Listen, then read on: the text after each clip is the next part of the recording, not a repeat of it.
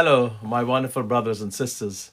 This is Albert BALDEO, your elected district leader here in Richmond Hill, Ozone Park, South Ozone Park. And I want to talk to you a little bit about the snow because this is a season of snow. This is a time when we'll be experiencing more snow. I understand more snow is on the way. I don't know how much and when, but you have to be prepared. We had a very terrible snowstorm, and that has left a lot of slush and ice on the roadway, making it very difficult, very slippery, and very dangerous to all of us. So what we have to do now is to implement a plan amongst ourselves as community leaders and as people who live in this community and pay taxes and have families as to how we are going to tackle this snow problem. The issue is a very simple one. The more calls you make to 311 on the accumulated snow, the better your chances are that they will come and clear it out. Like we did with Lefferts and Liberty, I made several calls. I had people make several calls also, and they came and they cleared out the snow. That is a big pile up, 10 inches, turned to ice, and it was very difficult and dangerous indeed. Now that area is clear. Of course, there are many other areas, including streets, local streets where you live, the schools, the bus stops, the banks, business places, the parks. Just about every area has been affected. And how we get rid of that now is to start calling 311. It's not very sophisticated. It's not 911 and it's not 311.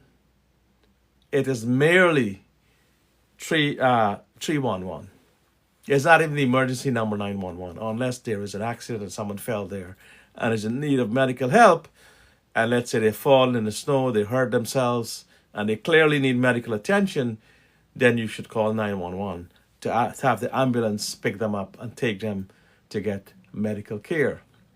However, with the nuisance of the snow that has been affecting us, all the streets, all the thoroughways, all the avenues, all the business places, all the areas, we have to get a plan to start calling before other communities call. Other communities call. That's why in Manhattan, in addition to them being so affluential there, they also call. They call over Eddie Lee's thing and get attention. And primarily amongst those are their calls to have the snow and the sanitation. You see, once you call 311, they will then make a note. It will go to whether it has to go to the MTA, whether it has to go to the Department of Sanitation. That is not our concern. You just make the call.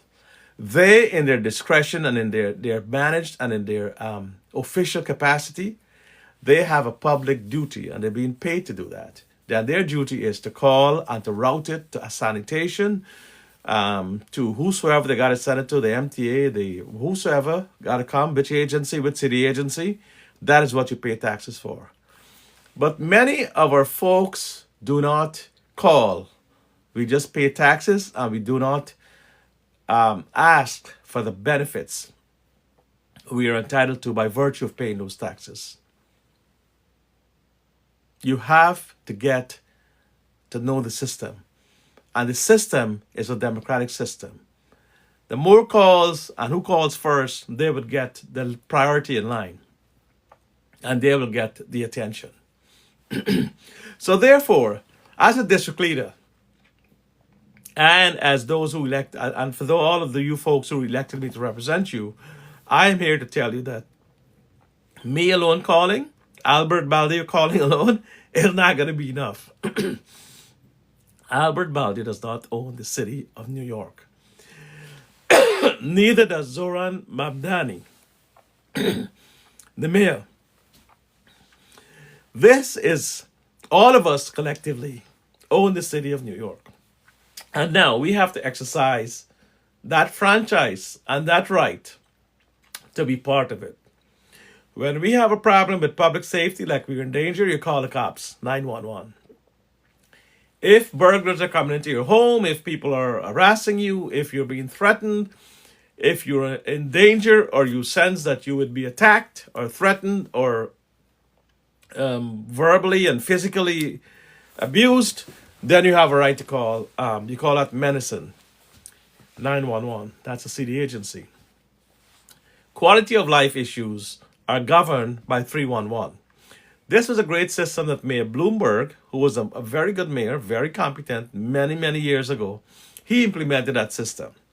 And he implemented a system whereby he had a bullpen, meaning that he could oversee city workers, what they're doing, who's working, who's not working, if they're doing the right thing, how is he governing the city. And he did it. He set up a precedent that is up to this day has lived on to be the system that we need to appreciate, to embrace, and to follow. It's a great system. And it's a system that keeps all calls routed to that number. And then the person who takes the call in the city employee, then routes the number to the proper agency and they make a record of that number. So they would actually have a record of the number, an audio recording, or they would probably make notes or enter it in a computer system. That way it becomes a permanent record. So let's say you need to call later on to verify, I call the city 25 times. Nobody came. I slipped and I fall, or I broke my back, or I broke my leg, or whatever. That may very well help you in your lawsuit. That you put a city on notice, but the city did not do anything. If they acted unreasonably and negligently, then you will be entitled to compensation. So if you want to look at it that way, as a situation where you can get help, or that you can manage your injuries, or that you can get it to in such a way that you can get attention and get your problem solved, then that is the way to go. That is the way to go. Now, there are ways, and you must also share my link to other folks so they can listen to my advice, listen to my awareness, listen to me raising these issues. That whenever the snow falls like that, you have to be prepared. Now, folks have called me and asked me if the city is responsible for removing the snow from their sidewalks. Unfortunately, no. We have to, we and you and all of us who live in the city here, that is our responsibility, or we can get a ticket. We can pay the penalty for that. As long as it falls on a non-public street like, on the streets like Liberty Avenue or 101 Avenue or where we live, we have to remove the snow, or we can get fined. We can get ticketed, and we'll be responsible for that. So make sure you clear your driveways, make sure you clear your sidewalks. The sidewalks are our responsibility, the homeowner's responsibility to clear the sidewalk.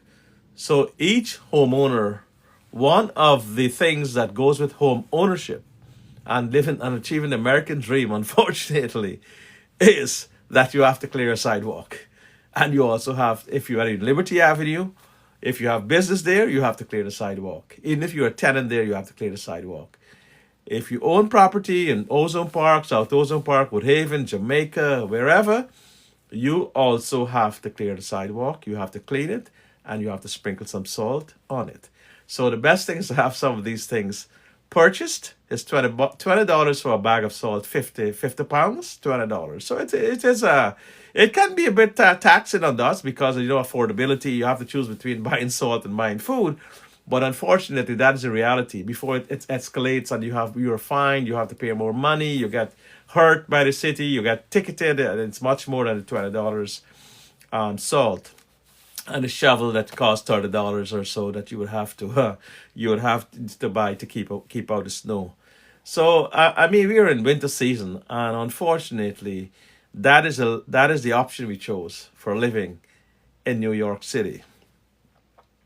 Now they have asked that question as to whether we have to clear our sidewalks and our driveways, and the answer is yes, we have to. However, if the snow is accumulated in such a degree and to an extent that it becomes a city problem, that is like, what's going on outside. That is like Lefferts and Liberty, Jamaica and Liberty, Lefferts and Cross Bay and Liberty, Woodhaven and Jamaica. All those Rockaway and Lefferts, Rockaway and like Cross Bay, the Van Wyck Expressway. All of these things here, all of these areas, you can call 311. You can call it the city's call to make as to whether they're going to come and clear the snow. If it is in such a terrible condition, they will plow the streets, but they will not clean your sidewalk and your sidewalk. Thankfully, and I must give Mayor Mamdani some kudos here, some applause. Mayor Mamdani had the plows out there and they were in the streets several times. The only problem I've heard from folks is that he didn't have enough or that they spread the ice in front of people's driveway. And we have to find a way. We have to work with him. We have suggested it to him that they should take away the snow in the sanitation open trucks. And in other trucks, the city has a lot of money, a lot of finances. They have to invest in these big trucks to take away the snow immediately than for it to accumulate, especially when a snowstorm is that large or when it's that serious. And we've had some serious snowstorms actually, and hence we have to be careful. And therefore, the city must take away those from accumulating, take them away, put them immediately in trucks, like these sand trucks. So they have these big sanitation and garbage trucks, and take them out of the area, so that way we can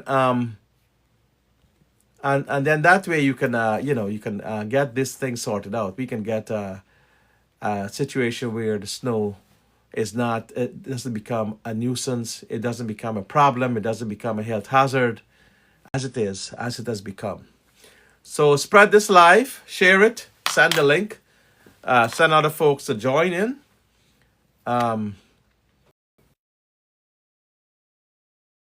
That come up here. And that way we can get some questions or some answers. Oh yes, people ask about the bus stops on the subway.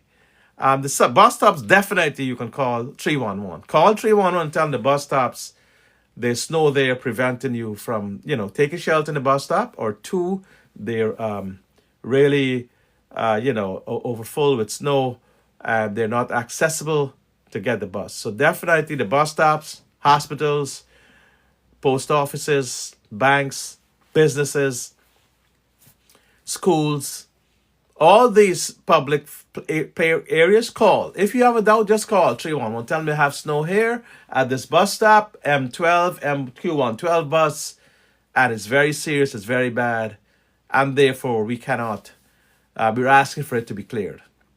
And they will come and clear it. Of course, it's a lot when the snow falls like that, it blankets the entire city.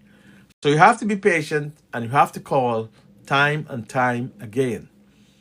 This is the only way that we can get the snow removed. That's the only way.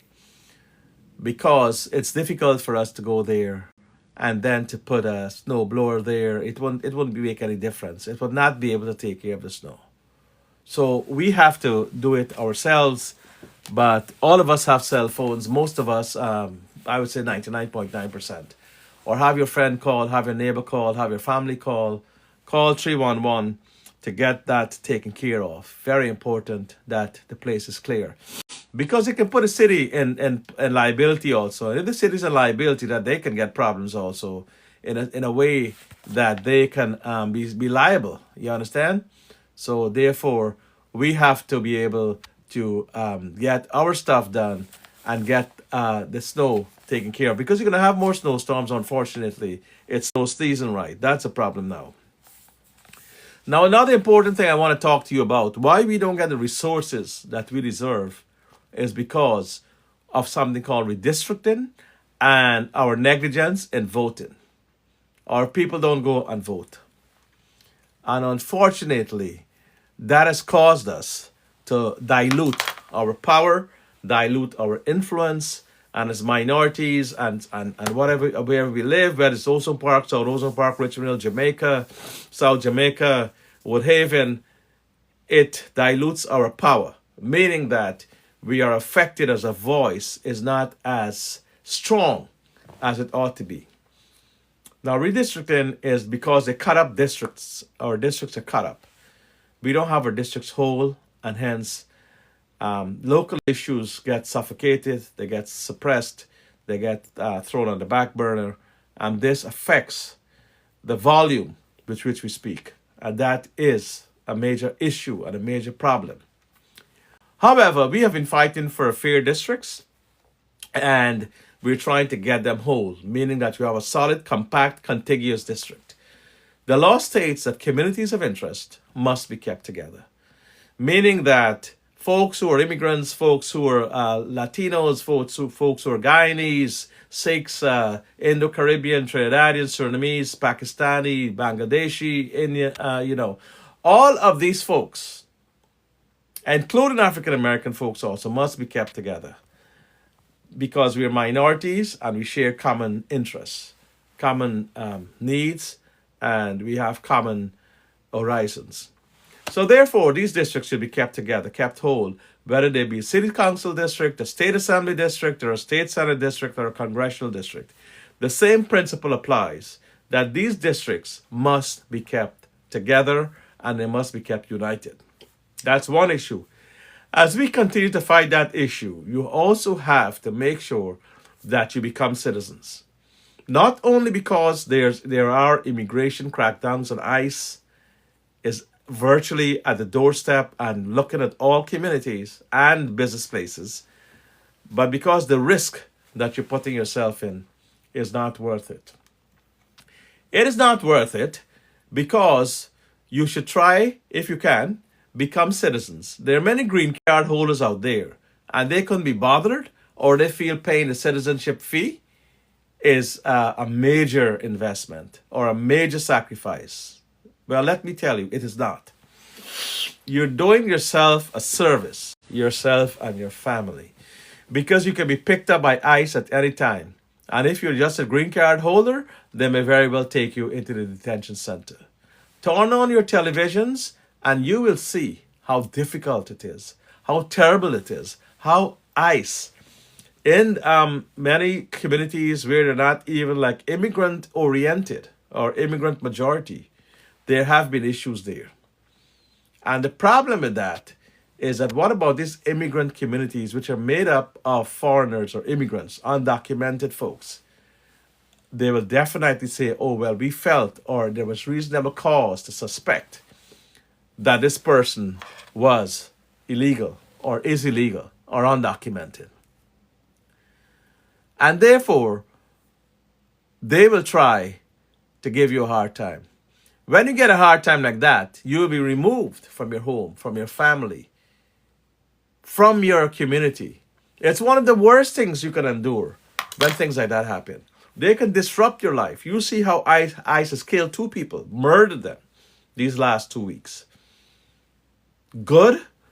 And there's another gentleman named Petty. You'll Google it or you look at it on the TV. It's still current news where they've been shot in the one was shot in the back and one was shot in a vehicle when she was leaving the scene. Clearly not confrontational, clearly not self-defense. But ICE killed these people. They were murdered. There's no other way of putting it. And the one was white, and both were white. Both were white folks. What about minorities and people of color? Think. The most logical thing they will say, well, this is a foreigner, he came from some other country, and we are going to arrest them or we're going to take them in. This got to be undocumented immigrants. So you have to protect yourself. You have to become citizens. When you become citizens, make a photocopy of your citizenship on your passport, and you walk with it wherever you go with your ID. Walk with it wherever you go. Even if you're going to the supermarket, you're going to the bank, you're going to just down the road, you're going to buy some stamps, you're going to visit a friend, you're going to walk your dog, you're just going to get a cab, you're going to the Uber. Wherever you're going, protect yourself and walk with your ID and your citizenship. Proof of it. Now, ID, you always have to have that. Because if a police stops you when you're driving, a cop stops you on the road and you don't have ID, then you can have a problem. They're going to ask you for ID, license, and registration. And if you don't comply, then you could create a situation that you can avoid if you were doing the right thing and thinking along the right lines, as you should living in America. This is a different country from the one we met it for. There have been changes, and you have to roll with the changes. You have to implement the changes that are necessary to protect you and your family. So the issue is that become citizens, and this brings us to another point. If you want to have your voices heard, you have to become citizens. Only citizens vote in this country. And if you don't vote, you can talk how much you want. You can talk till the cows come home, or you can talk till the Empire State Building collapses, or you can call till the moon turns blue. Let's put it that way. The moon turns blue, which you know ain't going to happen. Just for a simple thing, and that is to register to vote and vote. It doesn't cost you to vote. You just go down the road and you vote. Every area has a school that would be within, I would say, 10 blocks or even less. To go there, it takes less than 5 minutes to go in and out on voting day. Not every day you vote, but whatever it is, voting day. There's one coming up. Apart from special elections, which do not apply to our districts, you have it in June. You're going to have the next primary. So there you create a track record. A lot of folks don't understand this, that when you apply for a job, an employer can easily access your voting record. Very easily. Because he has your date of birth, he has your name, and he would have your address. And even if he doesn't have your date of birth, he can go to the system of the Board of Elections, pull up or send somebody who is like somebody that vets employees. Everybody has a right to vet who they're employing. They're not going to employ anybody they feel doesn't have a loyal or is responsible enough to vote. I've seen and I've met employers who say, I'm not going to employ people unless they can show me that they're responsible. And as patriotic Americans, they say, we want to see that these people vote. Because if they vote, I know that they are responsible. Fair argument. I can't question that. That is his method of employing somebody and bringing them within the confines of his company, the privacy of his company, and on his payroll. That is to pay them. He or she wants to make sure that they have to do that they are bringing in the right people, and they are not they're not making it a problem in terms of voting, or that in terms of their track record. That is a civic responsibility. They say it's civic. You have to be civic minded. You have to be civic minded in order to do these things. Now, those are the things that it leads to: vote, to register to vote. To become a citizen.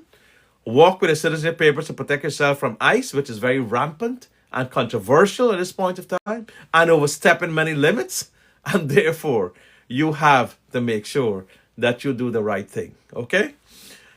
Thirdly, you have to ensure that you go out and vote and you build a track record of voting, because then you can vote for who you want to represent you. And let's be honest, somebody who doesn't look or sound or share your dreams and your views would not be there for you. You got to choose a representative who will voice your concerns, who you can communicate to, who you can email to, who lives in your community.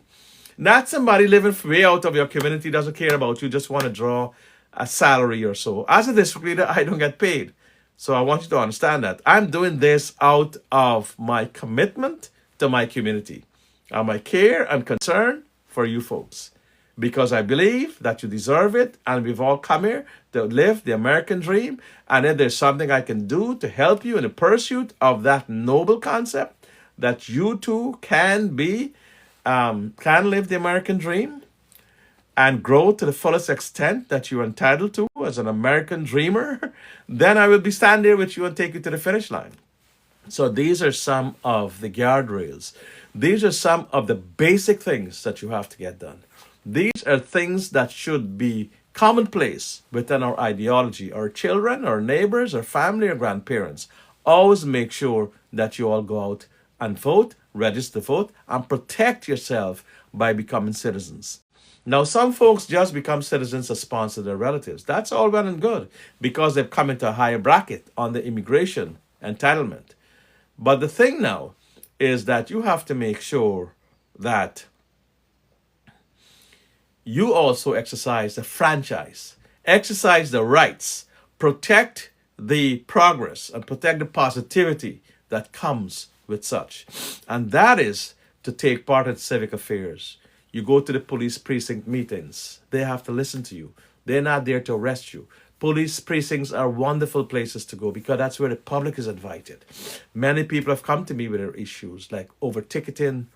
They have situations where the police might have been very rude or very aggressive to them overtly. There may be situations where the cops engaged in unlawful conduct. There might be situations where the cops harassed them or took the side of somebody. There would be situations where the cops may have seized their equipment or whatever they have done. These are all things that you raise at a police precinct, or they may want to show that there's not enough patrols in our neighborhood. We see a lot of shady figures, shady characters, people in hoods, peeping up, moving around, nobody's checking them out. Have the police cars come through those neighborhoods time after time. That will send these evil forces away. That will protect the public security of that neighborhood. That will make sure your tax dollars work for you. The cops work for you. But if you don't give them work, they may just end up drinking coffee and not bother. So what you got to do is call them. Call 911 and say, I got a problem. There are people in my neighborhood who are walking very suspiciously and who I believe may be criminals. That's enough ground and justification for the cops to come out and see what's going on.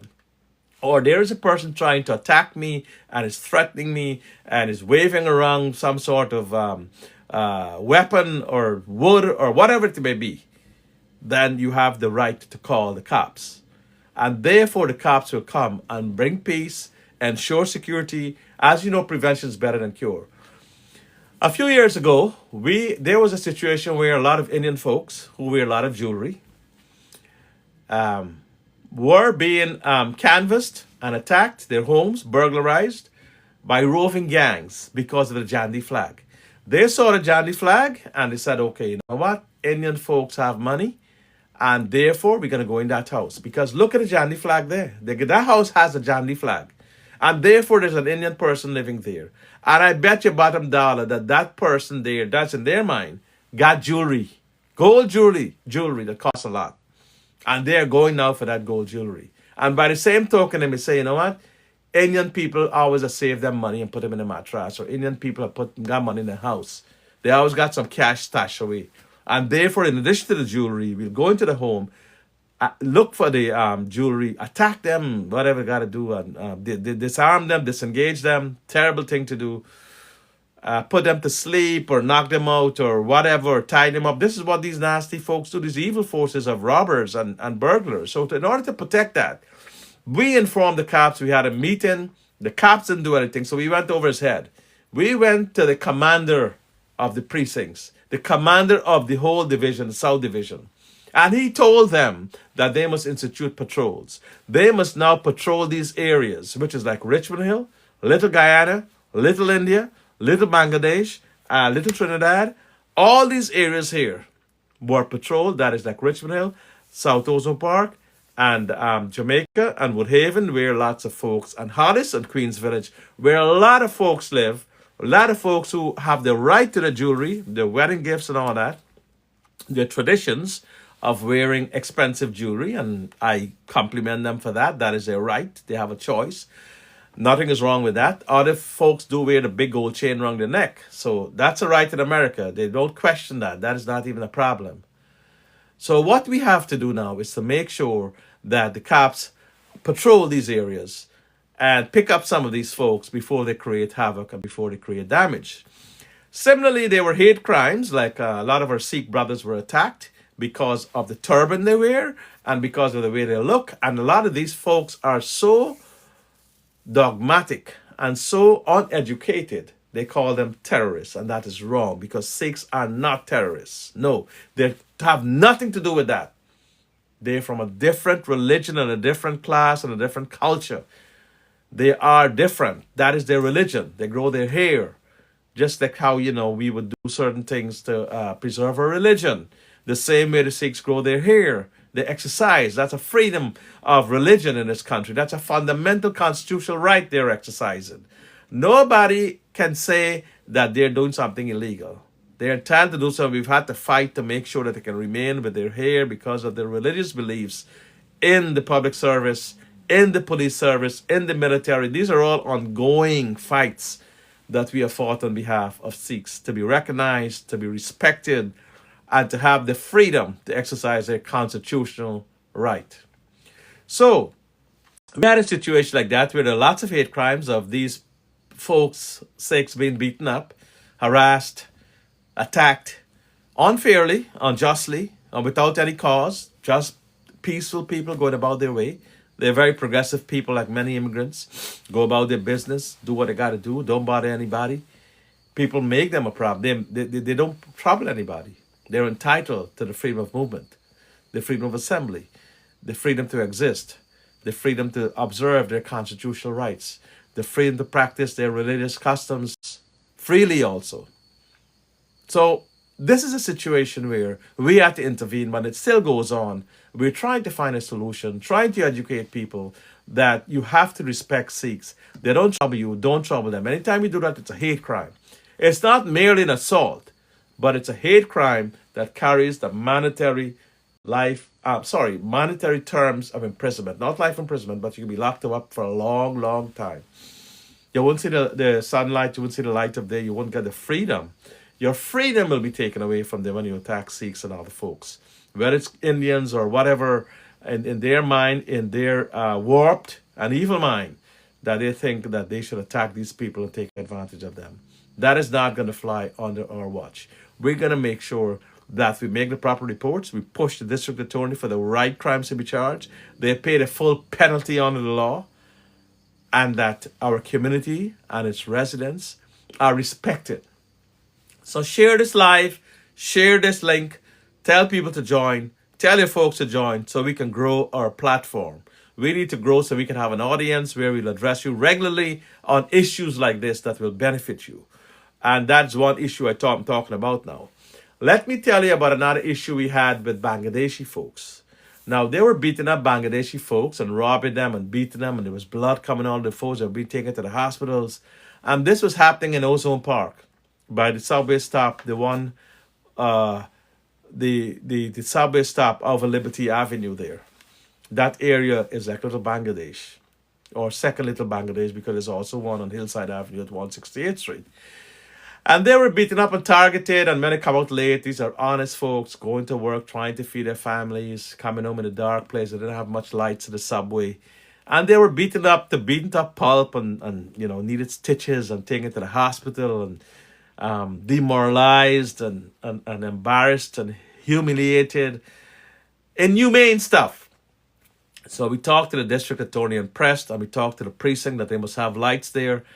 And I confronted Mayor de Blasio that time. He was coming to a meeting. He had a town hall meeting. And to his credit, Mayor de Blasio immediately ordered the police. He said, come here. I need you to answer this now and then. Mr. BALDEO has raised an issue. This is the district leader of this community. And he's raised an issue that his constituents, Bangladeshi folks, are being attacked and beaten in Ozone Park. I want you to go there now. I want you to take a van. I want you to park that van there. I want you to put lights. And I want you to bring peace and security in that area immediately. And that was the captain of the precinct. The captain, of course, he comes under the jurisdiction of the mayor, and I applaud the mayor for doing that. And similarly, we may have Mayor Zora and Mamdani doing the same thing. They're not there to play. They're there to do the work of mayors. And if it comes to that, they will call it and said, officers, you need to go to this area. I'm directing you to go, and you need to go and bring peace and civil order there. And you need to protect my constituents. You need to protect these New Yorkers because they are in danger. They're being attacked. They're being singled out for harm. And it's a racial crime. And we're going to charge anyone who attacked them, whoever it may be, white, black, blue, brown, or whoever gets attacked like that and robbed and even attacked by itself. Those are two crimes. Attack and robbery are two different felonies. They'll bring two different felonies or multiply them by how many times they get attacked.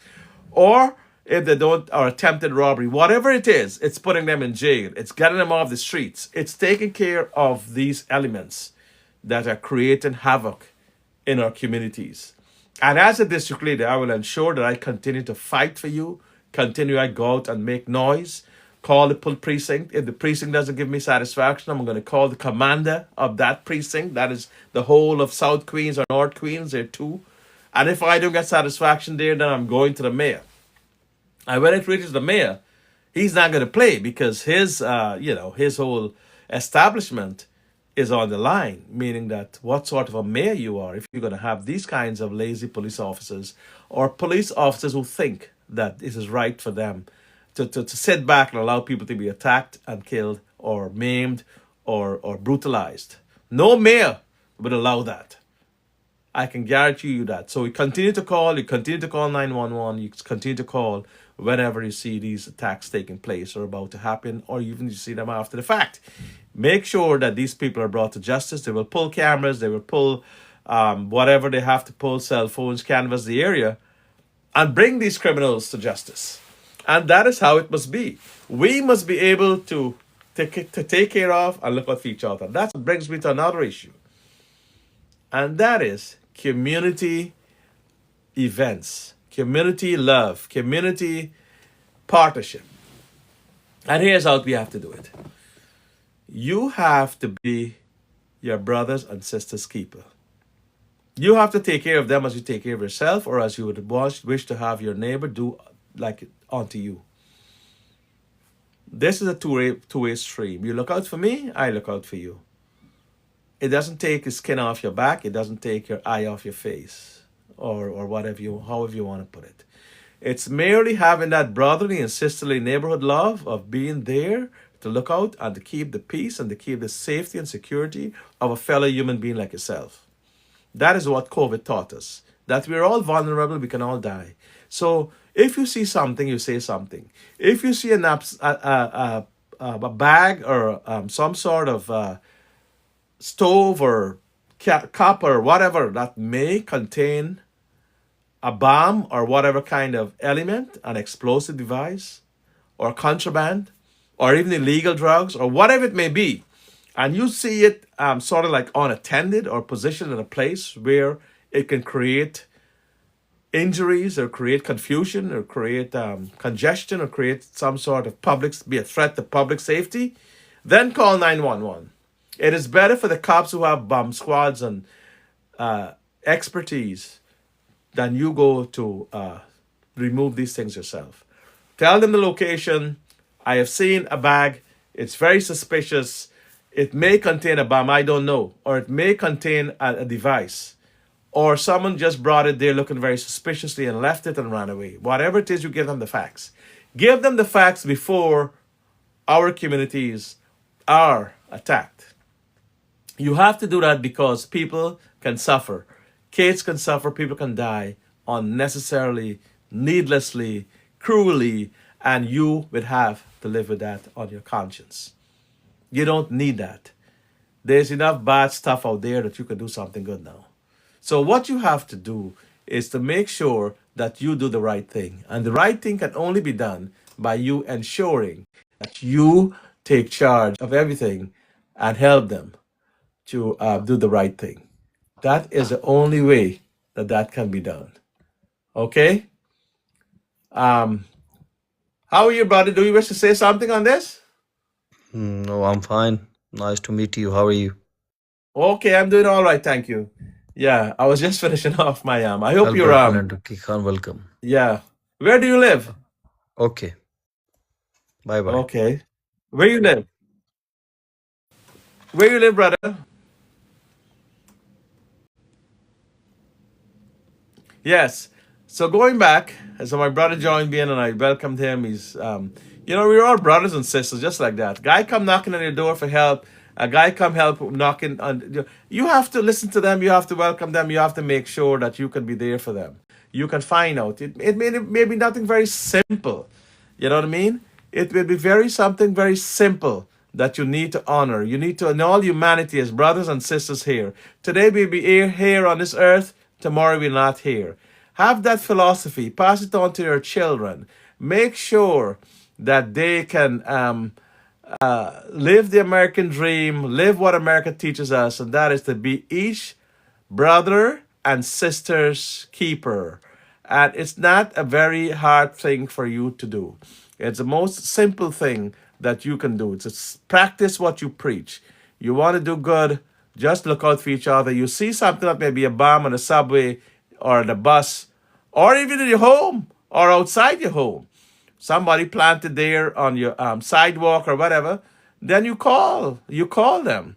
Please give me a like and a love on this video because I'm trying to build my platform here, and I'm trying to make sure that we can get a wider audience from my constituents here, to make sure that we can bring issues to the community and have them have you part to have your solution solved. Just to regurgitate or just to summarize what I have been doing, is that I raise the issues that anytime the snow accumulates like this, call 311. Don't wait. You don't have to call 911. It's not that kind of emergency. Call 311. Have your friends call. The more calls, the more attention you'll get, the faster the snow will be removed. Remember, the whole of New York City and the whole of New York State, and it probably, more than 50% of America, if not more, was dumped with snow.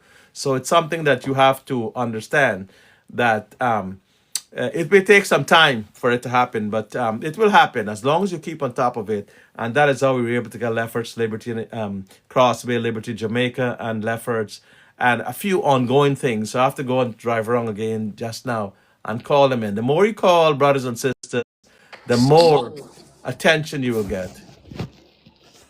The more attention you will get. Okay.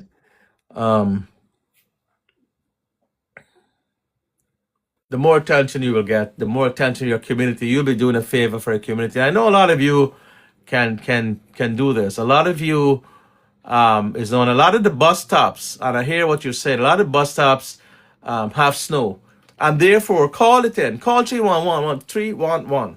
Very simple, and tell them the bus stop. It's located at 125th Street and Lefferts and Liberty, or it's located at Lefferts and so Street, or it's located in Jamaica and 171 Street. It's located in Hollis at this 212 Street and Jamaica. It's located in Cross Bay by Woodhaven and Liberty Avenue, and therefore we have a problem there, and it's creating a lot of issues, and therefore we have to get this solved, and eventually the we're hoping and pushing for salt spreaders or sanitation trucks to take the snow out of these areas, not only to plow them, because a lot of the times, and this has actually happened to all of us, the plow puts back the snow in your driveway very unfairly. It makes a big barrier and blocks it up, and it turns to ice, and you're locked in. So you're very angry, and you have to do it 3-4 times a day. And I understand.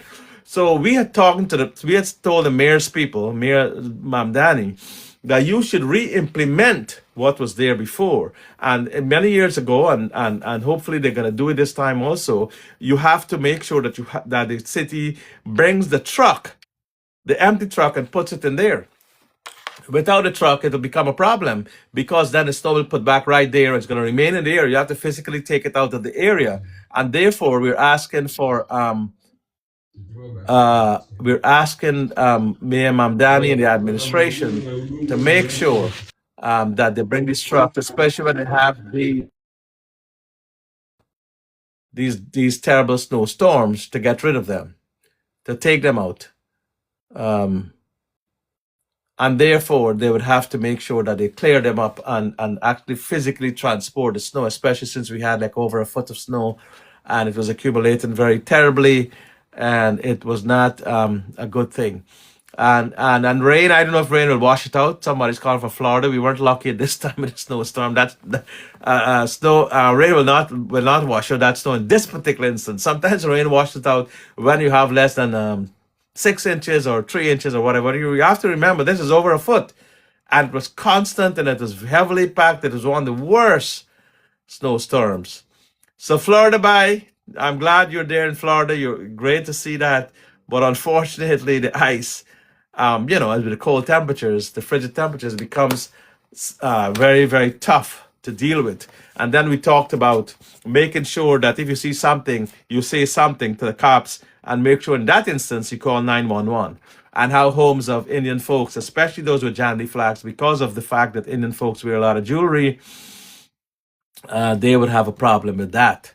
So therefore, you have to call the cops, and we got to have more patrols, and we have to work in conjunction with the police. And that is why that brings me back to the point that brought me down to what I told you, to make sure you go to the police precinct meetings.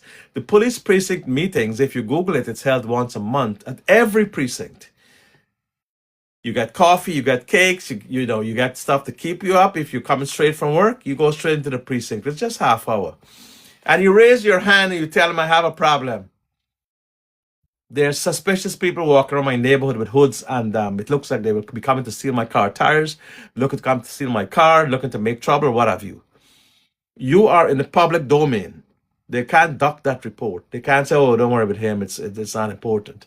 You are in the public eye. You should make that report there and then. Give them the address. If you don't want to give them the exact address, tell them whether it's Lefferts on 112th Street, a junction there, whatever. Because a lot of folks, this brings me to another issue.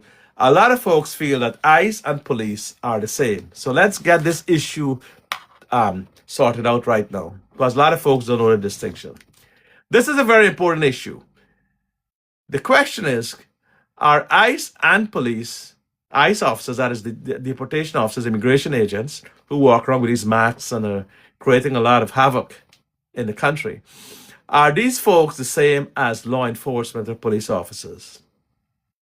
They're not. They're on a different jurisdictions. The ICE officers, now they have a duty. President Trump said he's going to run on this, but some ICE officers have been overstepping the boundaries. There need to be set up guidelines that you just can't shoot people like this happened to Good and Petty, that nurse who was a nurse for the for the ICU unit. That's a very valuable person we've lost. In the ICU, you need specialized people. You just can't go to an ICU unit and be a nurse. You got to know your stuff there, say a line, and you got to be almost like a doctor in your training to be able to do that. So we lost a very good person there. And any human life lost is a cause for distress and is a cause for concern. But what occurred there with ICE is that ICE has to have strict guidelines. President Trump has to tell them, well, you can't do this or you can't go beyond this. The Department of Justice has to rein them in so they can act within the law, within the Constitution. They have a job to do. We have to respect that. That's part of President Trump's mandate that was elected by the people to do. But at the same time, we call for ICE to be more humane and to be more law compliant in the way they discharge their duties. Because what's going on right now is overstepping their boundaries, and that is not American. So coming back to this point now, as regards this part with the ICE situation, is that police officers belong to the city. They're employed by the city here in New York City. They're part of the sanctuary system, meaning that they do not have to work as an arm of ICE. They're separate and independent. They do not, police officers are not supposed to disclose your immigration status, your identity, or any issue concerning yourself to federal agents like ICE agents. They are not part of their system. They're separate, they're independent, they have their own rules, they have their own protocols.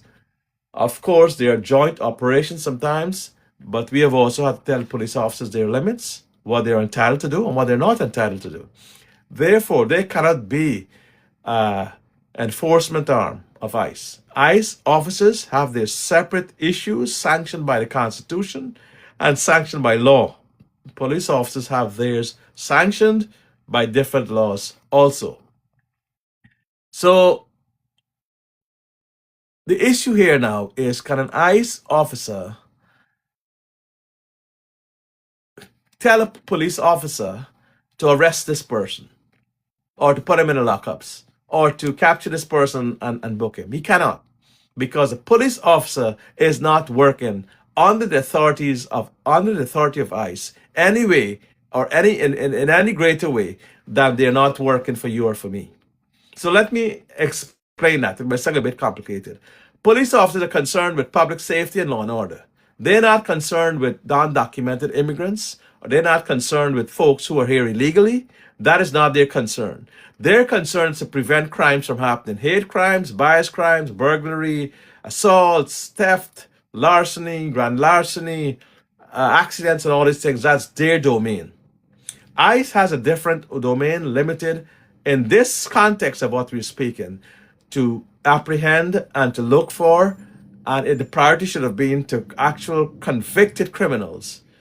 But now it's gone, even into little children being picked up, even to innocent people, even to undocumented folks or peaceful folks going about their business to school, daycare, or whatever. I don't think that we should be going into that sort of area right now. I don't think that it is right for them to do that. So they have to revamp now. Um,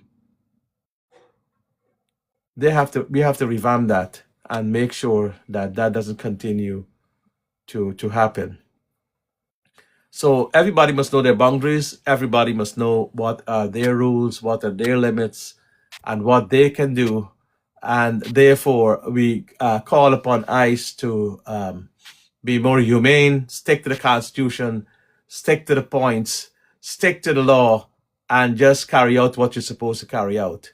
You're not supposed to disrupt communities like this. You're not, and you're supposed to go for these criminal aliens or criminal convicted felons that you're trying to deport. I understand that, but not folks who are here legitimately, not folks who are going about their business peacefully. There's a priority system here. And it was supposed to reflect only criminal aliens, but now it's gone across the board. It's disrupting businesses. It's disrupting the peace and lawful order of many communities. It's creating a lot of fear.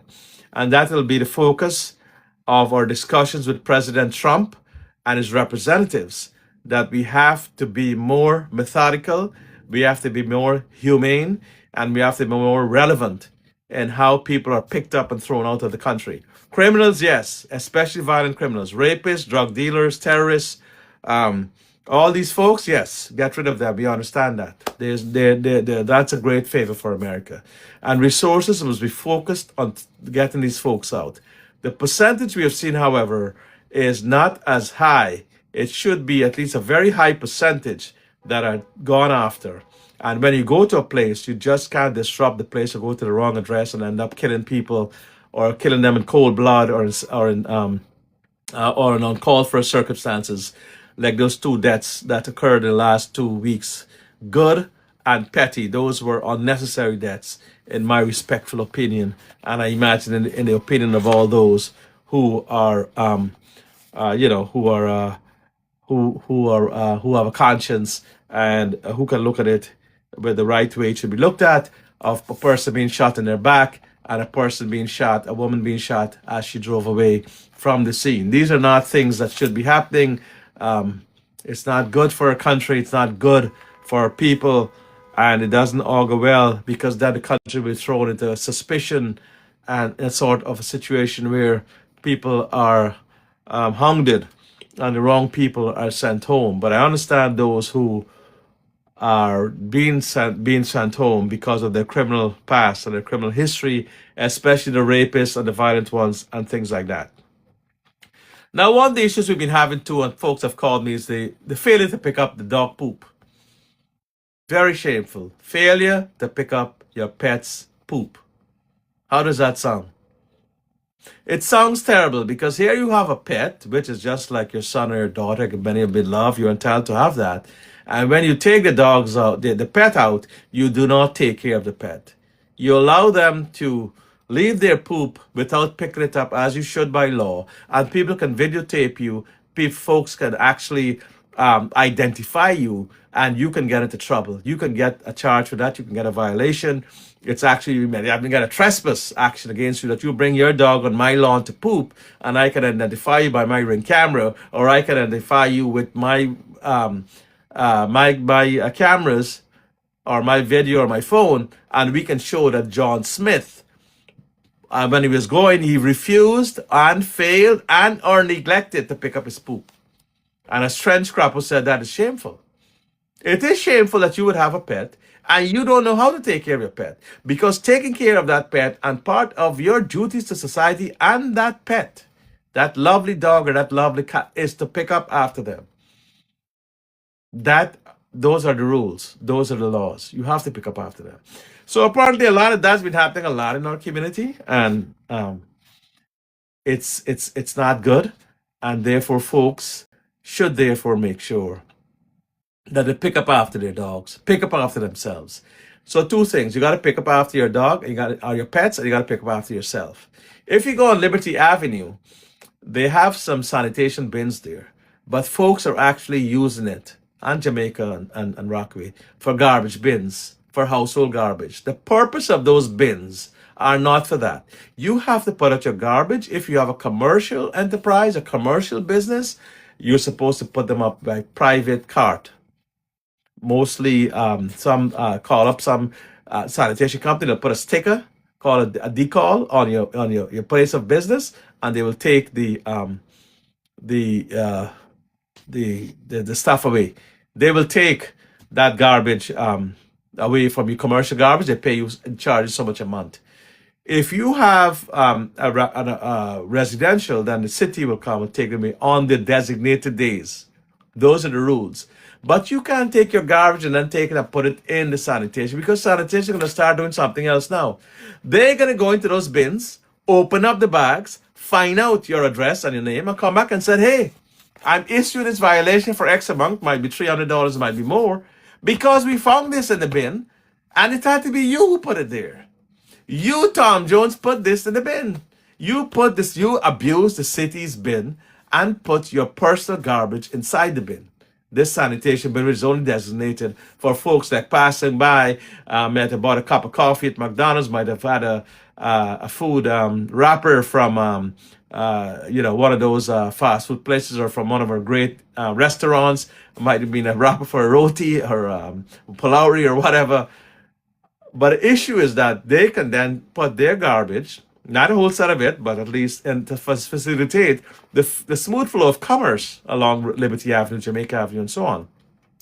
But for quality of life issues, you cannot then take that and put that in your in the city sanitation. Those small bins, they're just for quality of life issues.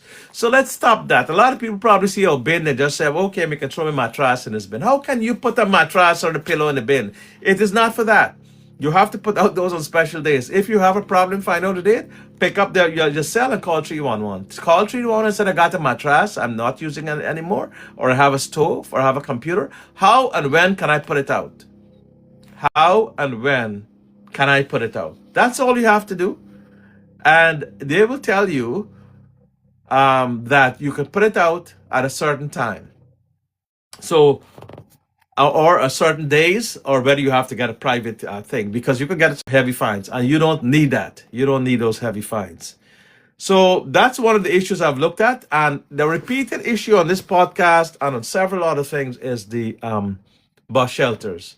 Folks are very concerned about the bus shelters. They're concerned that the bus shelters are invaded with ice, they are inaccessible, and that they continue, and many people use the bus. And we're looking forward to the day when the buses will be free. We'll continue to push Mayor Mamdani. You got elected on the free bus. You need to deliver, Mr. Mamdani. You delivered on child care, pre-K, 2 years old. He's delivered on that. It started. It has not yet been fully completed, but it's a great start. We compliment you and you thank you, Mayor Mamdani. And we are waiting to thank you also for the free buses, because the fare is now $3, and it's sort of like we moved from $2.90 to $3, and now we have the snow piling up on the bus stops. So you've got to get a city. You got to crack the whip. That's the term.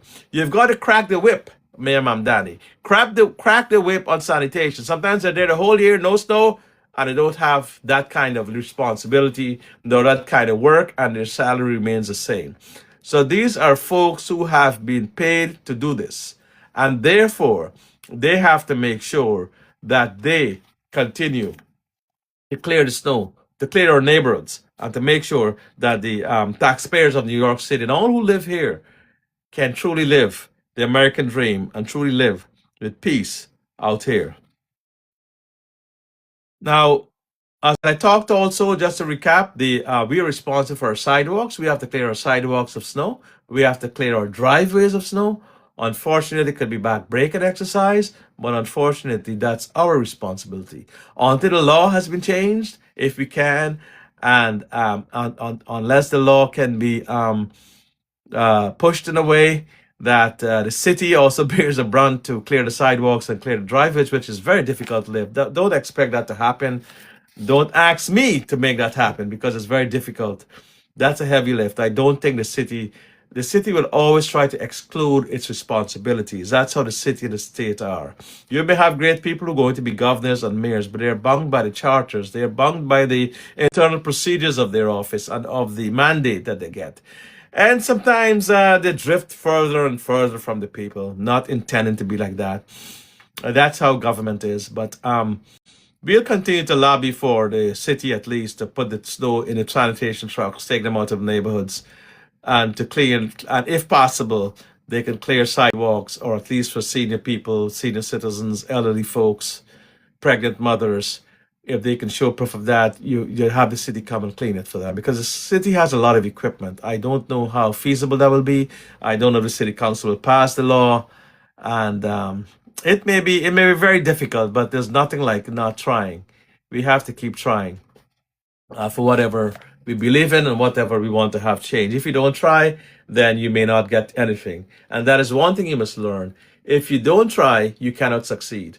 And if you cannot succeed, nothing changes. So you've got to learn to try and get the right things done and put them down. So share this live, share the link, invite your friends to join. Invite your friends to join and tell them to join this, my universe of followers, so that whenever I'm going to do this podcast as often as I can, at least a minimum of 1 week, every week, I will continue to deal with issues that affect our community, issues that we need to get on top of, ventilate your concerns, answer your questions, and make sure that, and that comes to one comment there. I see Trench Crapo is being attacked by someone, Caribbean Gem, deport you. So this is the thing. And I've talked about this. If you looked at it, I've always said don't snitch on your neighbors. Don't deport each other. There's no money for snitching. There's no money for deporting. We have been living here as one big Caribbean family and one big Indian, South Asian, Bangladeshi immigrant family in this neighborhood, and it's made it great. It has made America great. It has made New York the success and the thriving metropolis that it is. So when you talk about deporting somebody and doing this stuff and this sort of a situation where going back and so forth, then you have a problem. We have a problem because that means that you're doing the wrong thing. It means you're going after your own. It means you're setting out on people like yourself. It means that you're not observing a basic decency, and that is that you don't rat on each other with immigration. That has always been a time-honored tradition in immigrant communities ever since the Italians came here before you folks. They never ratted on each other. They always respected and loved each other. They never thought that, okay, I have to go and make myself personal to go and get, you don't get anything. There's no whistleblower fee. There's no fee for doing that. You don't, you might lock you up too and deport you. And then you find it, oh, you were a citizen. We're sorry. But we can't send you back. Go and get a court order. A judge has to order you send back from Guyana or Trinidad or anywhere wherever you are. But that is bad because then you're setting out your own folks. You're destroying your own community. Folks like immigrants do a lot of menial tasks here that nobody would want to do. Pick up the garbage, clean the toilets, child care, babysitters, messengers, security guards, and so on. So let's have some compassion in us. Let's have some humanity in us. And therefore, it calls upon you to stop talking things like, and they pay taxes too. So, I mean, everybody has a right to live. They give up a great life too. Folks in Guyana are getting cash grants and getting help and all that. Some people have already made that treacherous journey, lucky to be alive, to be here in this country. I'm not saying what it did was right, but you should have compassion on humanity. And therefore, you don't report and deport others. If you can find a way of helping them to set their green cards, then help them. Or if you can guide them, they may be entitled, don't even know how to get it. So And therefore, Stoney is saying you will happily pay taxes to feed and house illegals. Well, we don't call them illegals, Tony. We call them undocumented. Because illegals is a harsh term to use against a fellow human being. And I think it's mainly you use the term undocumented immigrant. Um, so that's a problem with immigration. America's always been a land of immigrants, by the way. America is a nation of immigrants. Let me repeat that. America, from time immemorial and from the time it became independent in 1776, has been a nation of immigrants. Immigrants have come in different stages and from different places around the world and at different times. Whether they were Italians, whether they were Europeans, whether they were Eastern Europeans, whether they came from wherever. They have all been part of the great mosaic that made America great. Okay? And therefore, we have to respect that. If we don't respect that, then we will be failing as a nation under God. We are a nation under God. We are a nation that believes in humanity. And therefore, we should also embrace these concepts. Also, immigrants must find a pathway to, as soon as they can, to get their papers, so to speak, or their documents in order. Or there's no better roses here. I would advise anybody who's not doing good here to go back to Guyana, where Guyana has oil. It's on the threshold of greatness. You have some good people running the country there. I always told them to keep focused on what you have to do to develop the country, to take it to higher places. Don't get sidetracked by other people. Stop the name calling, stop the negative campaigning, focus on the work you have. You're the government, you have the majority. You can pass any law you want. But you can't get bogged down with one particular person, um, and say, well, okay, we have to go after this person. We have to always criticize them. We always have to make, every time we get up in the morning, we think about Muhammad. We go to bed, we think about Muhammad. No, that's not the way it should be.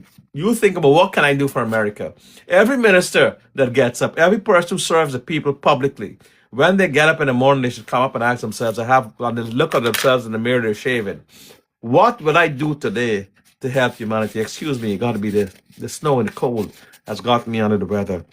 What can I do to make the world and my country and my district a better place? Very simple. What can I do to make my district and my place and the world a better place? What positivity can I bring to the world today? Instead of thinking, well, who should I hurt today? Who should I go and bully today? Who should I go and harass today? Who name I supposed to talk and so forth? And I see Tiny Fee said, how do you know where I can renew a Guyana passport? You got to go to the Guyana consulate, Tiny Fee. If you live in New York, you go to the Guyana consulate. If you live in Florida, you go to the Florida consulate there. Google the Guyana consulate, Guyana consulate New York, Guyana consulate Florida, Guyana consulate Washington, Guyana consulate Toronto. Go in and tell them you need a passport. And let's get this straight. Guyana consulate is not an arm of immigration. Guyana, any other consulate around the world has independence. That is like Guyana, that territory is sovereign territory. That territory is diplomatic place that they have there. They have the independence to be there. And they have no duty nor no responsibility to report their people. As a matter of fact, they have a duty to serve their people. They must serve their people. They must serve their people and give them their passports. They're there to provide birth certificates, passports, marriage certificates, whatever you could ask them. It may save you the trip to Guyana. They will be able to help you. They'll be able to get like a certified copy at least for you. But I know in terms of passports, that is definitely one area. And to his credit, Consul General Broderson, Ambassador Broderson, has implemented a system where the waiting time has been severely cut down. So I wish to compliment Consul General Michael Broderson for bringing down the waiting time. So you can conceivably get your passport within weeks, I think, or days, And if it's an emergency, you show proof of it. Like if you're going to a funeral, you're going to a wedding, you're going to some sort of urgent thing, you have to have paperwork to show, listen, I have a scheduled meeting here to get my passport. I would like to get my passport as soon as you can because unfortunately I have to go to this funeral and this person died and I didn't know it. I didn't renew my passport. Can you help me?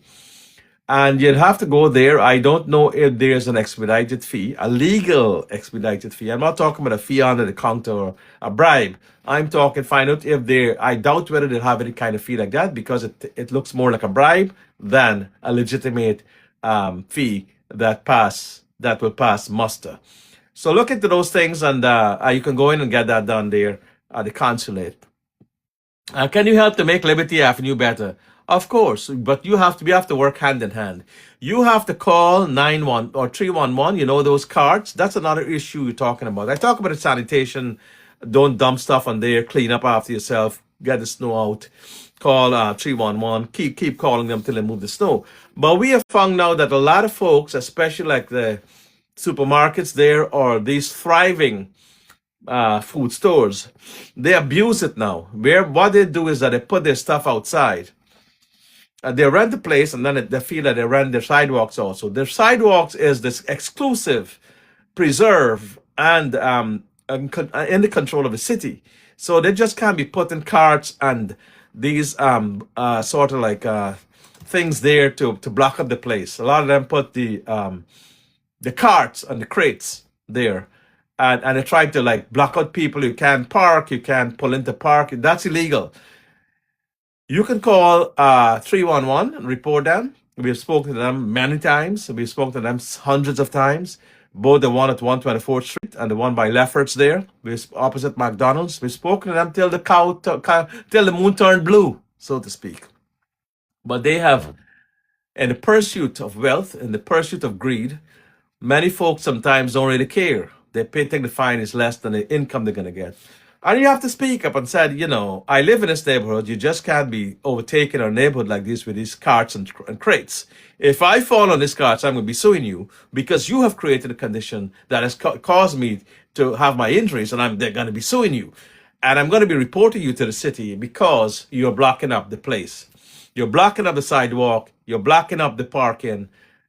This is not how it should be. You don't own the property. The city owns the sidewalk. The city owns the street where you put in that crate to deprive somebody else. We have told them, have your deliveries done in the night. Have your deliveries done after 10. Like all of these more established chains of food, Rite Aid, CVS, McDonald's, all these other different places that need delivery, full food delivery. They have made it so that they get the deliveries after 10 in the night. So the same way Villages, which is like a 24/7 supermarket from at least last I checked, they're open 24 hours. Have your deliveries done at 10 o'clock in the night. Do not encroach on the sidewalk. Do not block the driveway, especially now with snow where people need these driveways to pass and to park. And also the driveways to conduct their business, their legitimate business. Suppose now they want to go into the pharmacist next door. They have a right to go to the bank. They have a right to go buy a coffee at McDonald's or whatever.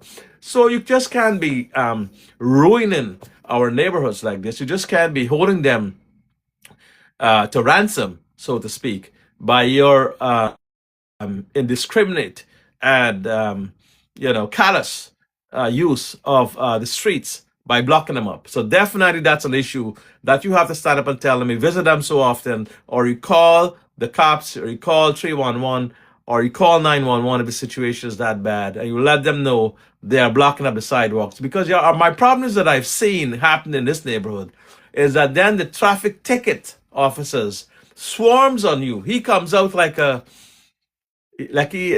drop from the sky, or they come out like swarms of ants and insects attacking you and writing tickets.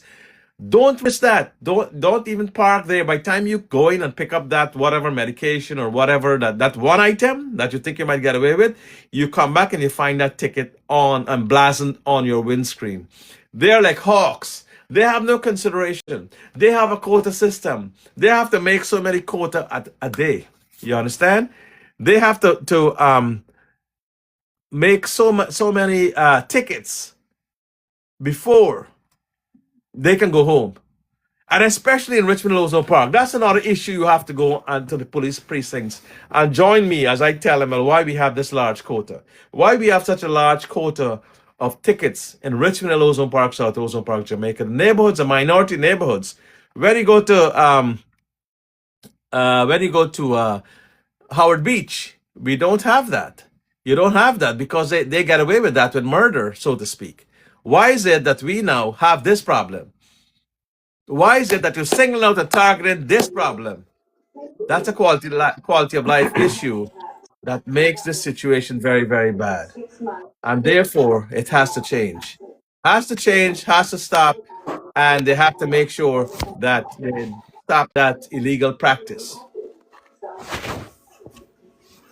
So they have to make sure that they stop blocking the drive they pick because the roads, the sidewalk and the roads, because the traffic officer will come and give us tickets, and they will be indiscriminate. They'll tell you, oh, we done write the ticket. I've seen many people begging them, they already write the ticket. It done that in the system. They can't recall the ticket. That's what they're telling you.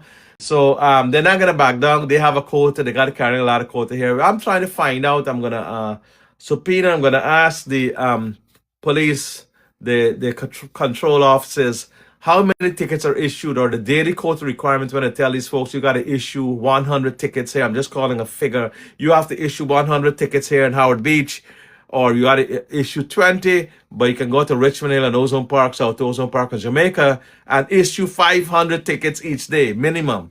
That is my problem. I need to find out that. And so share the link. Make sure that you build this platform, because we need to have a big platform to continue to ventilate, to continue to air our issues. That's the only way they can be solved. That's the only way we'll get attention. And my brothers and sisters, that's the only way that power begins from you and is transmitted higher up through me, your district leader, Albert BALDEO. And therefore, this is how you should do it. I am your voice, but at the same time, I have to make sure that you feed me issues that I can speak about. And these are some of the issues that we will vigorously pursue. I'm not afraid to speak out. Someone has asked me, what is this yellow pin for? This yellow pin is for something you care about. In this particular instance, I am supporting and sympathizing with cancer victims. Hence, I wear this pin and I donate to their cause, because I do believe that many people are suffering from cancer. And the yellow ribbon on my jacket user is to ensure that there's a much sympathy, and I'm drawing attention to it, that there's folks there who have cancer, who are very sad, very depressed, and who we should and must pay attention to, and who we must uplift in life. And therefore, that is how we have to get that done. And AI Master Alma said, what if you don't make the quota? If they don't make the quota, they're not going to get a promotion. And they eventually be sent to other precincts to work. If they live in Jamaica or they live in Hollis, most of these folks, the traffic officers, they might be sent to go and work out in Manhattan, maybe sent to work in the Bronx, maybe sent to work in Brooklyn, maybe sent to Staten Island. So quota systems have its own way of punishing people. They may not get the advancement that they're requiring. So there are ways where they will hustle, and they won't give anybody a break.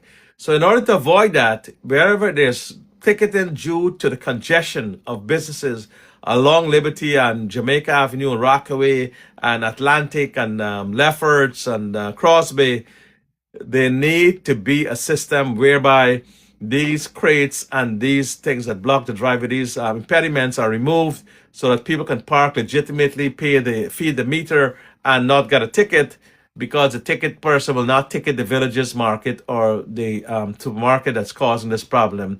They will never do anything like that. They will never go about doing anything like that or try to help people. That is a problem that we have to. The principal problem is to tell the supermarkets and these providers like Apna Bazaar and villagers that you have to keep the sidewalk clear, or you have to keep the streets clear, or we will not be able to do to support your business, because you can be taken away places like that in our neighborhood. It's very responsible. Everybody has to live. All of us are guided by the law. And how am I going to get a ticket? And those tickets are at least $50, $30, and things like that, can be more. But in these terrible times, in these trying times, it's very difficult to understand how people can continue to do that and expect that everybody will be happy. You're creating a lot of grief, and therefore you should have your deliveries that need that need your carts and all these things, and remove them. As soon as that is done, you remove them, and therefore you should be having them and remove them from the neighborhood. And we talked about sanitation, having those sanitation there to make sure that they can pick up you don't overwhelm those small containers. They're not very large, and therefore we cannot continue to overwhelm the sanitation receptacles. They're small, they're not very large, and they're only there for like passerby, people buying a coffee or something small, nothing like household garbage coming down and being dumped into those receptacles that can't take that load. It's very wrong for that to happen. So please spread the link, share the link, and encourage others to join, and encourage others to make sure that we can have a sort of a gathering here, a gathering, an AI gathering, a cyberspace gathering, so to speak. We have a community here online, and we can also continue to work and get our video done. Avi Sahadio, thank you very much, sir. Thank you for suggesting to me to have a broadcast. I'm glad you're saying I'm doing an amazing job. That way I can do it longer, and I can be more there. I can be more with the people, and I can get their feedback. So when they come with their issues, Avi, I can be able to address them from my institutional knowledge. And yes, I'm a public servant, Mahiz, to the public servants. I'm a public servant. I don't get paid for this. I'm a district leader. I do have some clout. We have to get to higher levels. We have to get to higher levels, of position, so that we can make law and we can actually do that. And I said, a user is saying me now, I hear people are saying they own the park spots that they dig out. What do you think? That's a myth. That's a figment of their imagination. That is what you would say, or Joe Biden used to say, malarkey.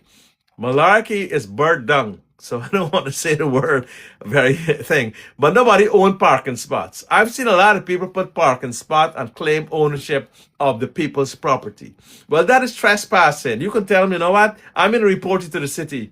And the city may very well cite you for trespassing or for attempted theft of a parking spot. You just tell them anything like that, because they don't have no rights to that. They don't have the exclusive control over city property. And there's no parking spots if they dig it out that they own it. No. They have to make sure that they comply with the law. And if somebody park in front of your house and right in front of that sidewalk, that is their prerogative.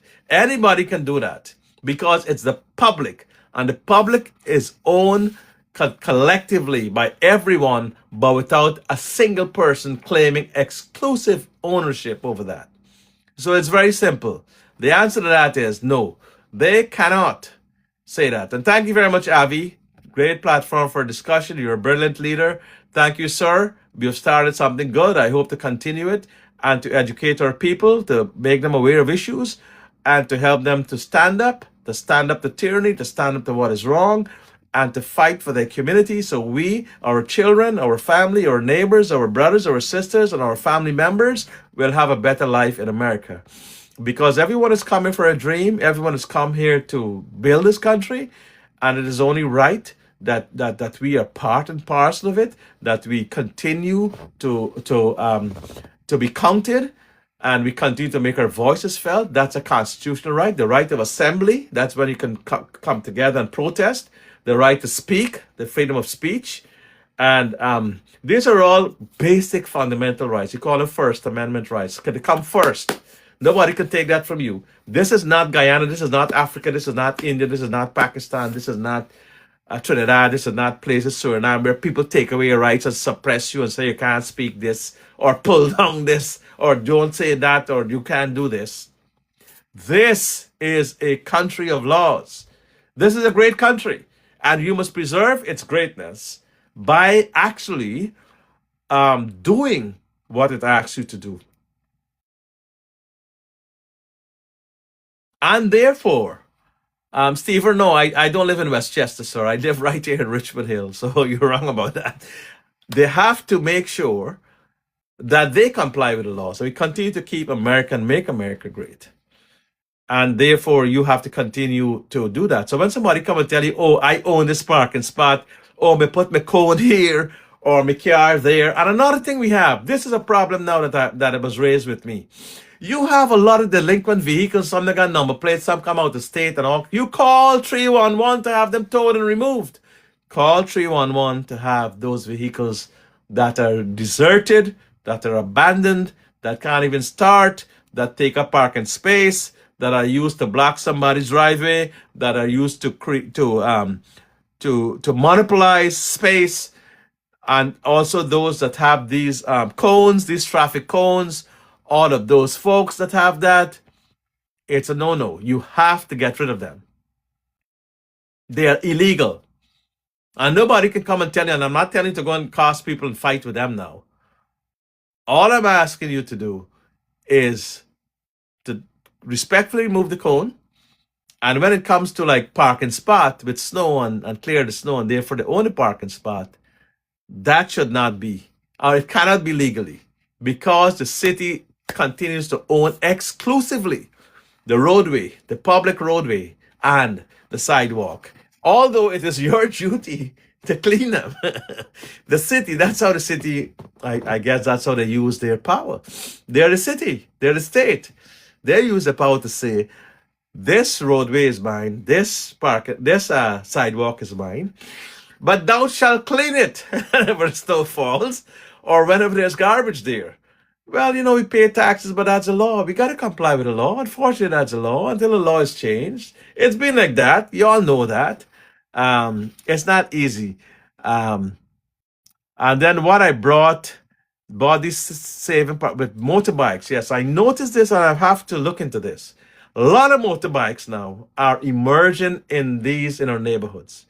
Whether these motorbikes are functional, whether they can start, whether they can ride, whether they're garbage, whether they're a derelict piece of old motorbike that can't even work, and then somebody covered with a black cloth, and they park it right in a parking spot, and they park it in a way that a car can park there. They park it in a way that it take over the whole space of the car.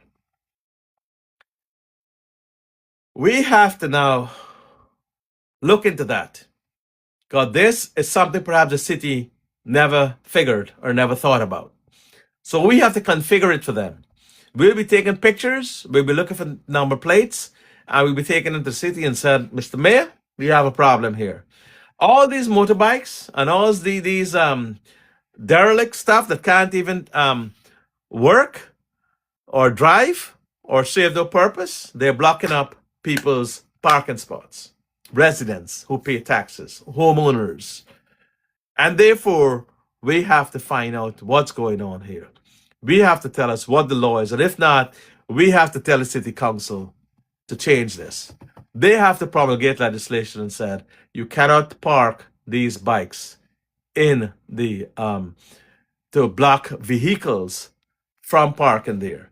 Just like how we're trying to remove these derelict vehicles. Some of them have out-of-state numbers. Some have fake plate numbers. Many of them have been put there just to hold a parking spot. Many have been dumped there. Many, the engine can't even start. They're not even working. They're not even proper. So our duty, therefore, is to get it done. Get it done, get the law clarified, and then impose the restrictions on those who are preventing a better quality of life. These are what you call quality of life issues. We have to be there for quality of life. We have to stand up to make these or to ensure our neighbors do not deteriorate further. They have already deteriorated enough. Business places here in Richmond, Ozone Park, South Ozone Park, Woodhaven, Jamaica have already deteriorated to the point where it's unbearable. And that is why people, instead of fighting these issues, they just go and, they just go and live out in Long Island. They go to Florida, they go here, they go there. Not good enough. You cannot cut and run from every problem. You cannot cut and run from every problem. So therefore, you just can't go and pack up and sell out your house and go to Long Island or Westchester and then go to Florida or Georgia or California. The best thing is to clean up this neighborhood. And when you clean it up, you make it better. You get laws passed, you get things done. So somebody coming after you now would be able to enjoy that. And if you're thinking commercially, you're thinking about success, you're thinking about money, you're thinking about profits, the value of your house will go up because now you have quality of life issues attended to. There's less sanitation, garbage. There's less parking, illegal parking by motor vehicles. People are not taking over the spots and things like that. So that will be a very good initiative for them that you don't own the spot, and therefore you have to allow other people to park their vehicles there, and you have to remove them because, like I said, nobody owns a spot. It's not for sale. The city will not allow them, and they will not be able to continue that illegal or immoral activity of blocking up others who may have more rights to park their vehicle there, who may be living right to that spot. That is not to say the homeowner exclusively owns that parking spot either. You know, you have to do that. You have to continue to stand up for rights, stand up for what you believe in, and to continue to fight and make your neighborhoods safer and cleaner. Thanks, Avi Sahadio. You're such a brilliant mind. Thank you for sharing knowledge to our people. Yes, sir, we have to pass on. Thank you, Ruby, for the like. And continue to do that. You don't have to be a councilman. You don't have to be elected to do a job for that district. You just have to call. You don't have to have a state senator call. You don't have to have a congressman call to pick up garbage, to remove snow, to make these complaints of people blocking up the sidewalks. You can be the councilman. You can be the person who has to do that. You call 311. It's very easy to remember. You know that. And therefore, you just have to call these people out, call the 311, whether you know a councilman, whether we have a councilman, and whether we have a state senator, whether we have a state assembly. Charity begins at home. Simple. Charity begins at home. Have this knowledge. And don't depend on others when you can do it yourself. Imagine you making a call to somebody to tell them, you know what? The snow has accumulated in by the bank. I can't get to the bank. I can't get to the bus stop. I can't get my kids to school. What do you suggest? It's a simple job. Call 311 and the city will come and remove the snow from the bus shelters. The city will remove the snow from the subway stops, from the bus stops, from the subway stops also, from the banks, from the schools, from the churches. Call them. It's either they'll say yes, they won't come, or they'll say no. But they cannot say no. They will take down the information, give them the right information, give them credible information too. Don't make up things. If it's clean, don't tell me you need it clean. It's clean. And let them go somewhere else. But highlight and high point supermarkets, all these places where they can go and get this thing cleared, where they can come and bring their equipment. Just like I did with Liberty and Lefferts, where they come with all these big Mack trucks and all these big load spreaders and these big removers and so on. You can go to Facebook, you will see them there in action. And that is because I didn't have to pay them for that. I did not. And I can't pay them for that because it'll run to thousands of dollars. Just heavy duty equipment is not cheap. But a city, by virtue of you paying taxes, by virtue of you sending a check to the city and filing your tax return, some goes to the city, some goes to the state, some goes to the federal government, you are entitled to the public services. You're entitled to city services and resources. You're actually entitled to more than we get. but we have to continue to lobby. We have to continue to fight. We have to make sure that these things can be gotten. These things must be institutionalized. These are not. This is not handouts. This is not like uh free something. This is not handouts. This is not charity. This is not charity. This is an entitlement by virtue of being a resident of New York and paying taxes. Understand this, people. This is something that you're entitled to, but you'll only be entitled to it if you exercise it. If you call 311. They won't ask your immigration status. They won't ask you anything else about it. It is only about the issue. If they do that, nobody will ask you that. Just like the cops will not ask about your immigration status if you're in problems. Only person to ask your immigration status is ICE officers. And they've been condemned severally because they have gone overboard now. They've gone overboard in the legitimate enforcement of their sworn duties. And hence that has to stop. And we have to tell the Department of Justice, President Trump, that they have gone. The courts will tell them also, and they hopefully they'll then be able to come back to a place now where it is balanced and where they're doing their jobs without killing people, without murdering people, without locking up people mercilessly, and without doing things like that. It's not going to be right. So therefore, those are things that have to be addressed. And if they're not addressed, then we will have a problem there. We will not be able to develop as a community. We will not be able to advance. And that is why we have to do these things, because without doing these things, we will not grow as a community. We will not develop. Many of us left Guyana, Trinidad, India, Pakistan, Bangladesh, wherever we came from. And that's not right. We come here with the same way of not being involved in our community, not knowing our rights. You have rights. You have rights. And let's talk about some of those rights as regards ICE, because I think it's a right time for us to have this audience and to let people know their rights and to spread the word. Let's talk about ICE. Let's talk about these federal agents. Let's talk about what are the rights of immigration agents coming into your home. Well, your home is your castle.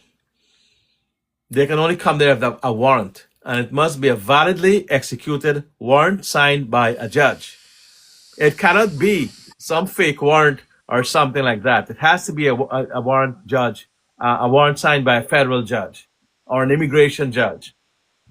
It cannot be a warrant that is illegal and has no right to be there. And that's the only time that you can ask them to show you the warrant before you open your door. And you should open your door only if they have a validly executed warrant. And with that warrant, then, they can only search the areas, like, for example, in a restaurant, they can only search the front area. They cannot go into the cooking area. Remember this. Tell them you object to that. Tell them that you have nothing to say. You want your lawyer present. You need an attorney. You invoke the right. You invoke your Fifth Amendment right. That is a right to have a lawyer present. You have a right to protect yourself. This is not easy. This is tough. That can make your life different, change your life in a heartbeat. On a dime, your life can be changed. You might have been living in this country for 15 years. You might have been on the verge of acquiring the American dream. You might have owned property, and your property is that you don't even get that. You don't even get a respect. You don't even get what you're entitled to. You are being victimized.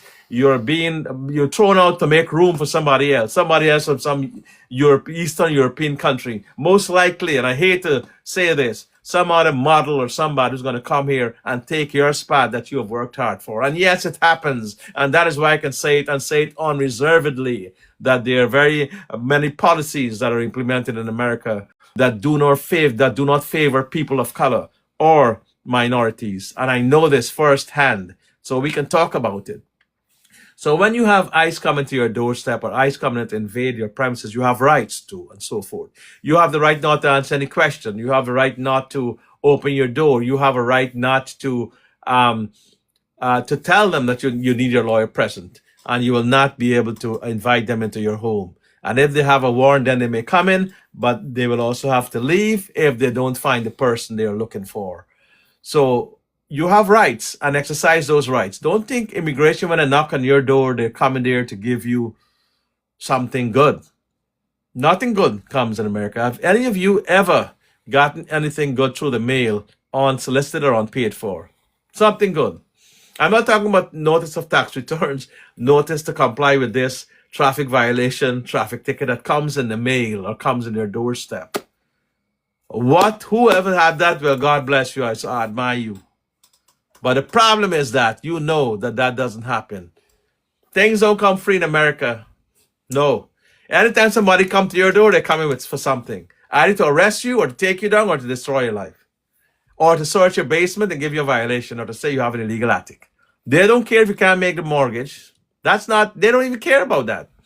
All they want to do, they want to make sure that they comply and get their promotion to their job. Whether a billing inspector, whether they're an immigration officer, whatever, whoever they may be, they're coming there to enhance their situation, not yours.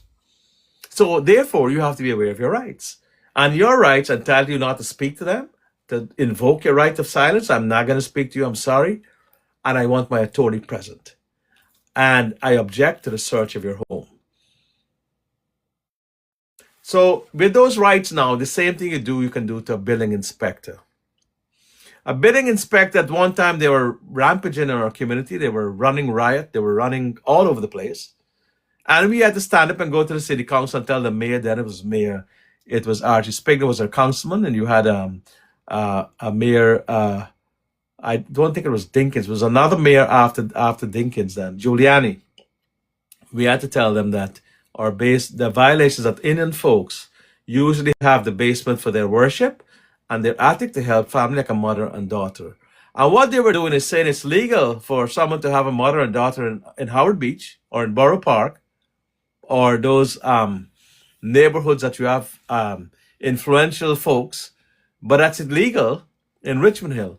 And a lot of these folks are depending on this money to pay their mortgage. And that problem is institutional because, brokers sold them a place where they could get a little rent from the basement and a little rent from the attic and help to pay that mortgage because you don't want people to lose their homes. And that has been what has been happening, that people have been trying to prevent landlord harassment and to keep their units legal, to keep their homes, not to lose the equity in their home, because many people have been able to purchase their homes, but at great cost. Big mortgage, a lot of stuff on their heads, and they still try the best, That is the American dream. Not only our people do that. People from all over the world, the millions that come to America do that. Millions come to do that, and billions over the years. That is not criminal conduct. That is people trying to achieve the American dream without depending on food stamp, without depending on public assistance, without trying to do things that would put them into problems, So what we have to do is to help these people. And right now we are looking, someone asked me in this podcast, what about basement apartments? Well, right now we are supporting safe, illegal basement apartments. These apartments must have a cap on the rent because many landlords are waiting there like with greed to charge a lot of money for these basements, for these cellar apartments. They must have ingress and egress, meaning that in the case of an emergency like fire or flood, they can leave. They can go through the door, they can go through the window.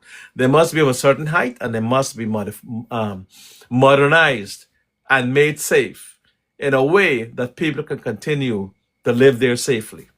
So don't feel, landlords, that you can be able to continue to extort and exploit tenants because they live in a basement and raise up the rent because Albert BALDEO going to help that to happen with the city council and we're going to fight and propose that at the state senate or whatever state level. No. We are going to ensure that there's more housing accommodation, and this has been proposed as a way that this can happen. I'm sure we don't have a problem with that. This can happen. Borough Park, they have legalized basements, and the Jewish folks who live there are very influential. They have lobbied for it, and they've gotten it. And so, bless them. There's no reason why folks in our community would not be able to do the same. There's no reason why we should not be treated equally.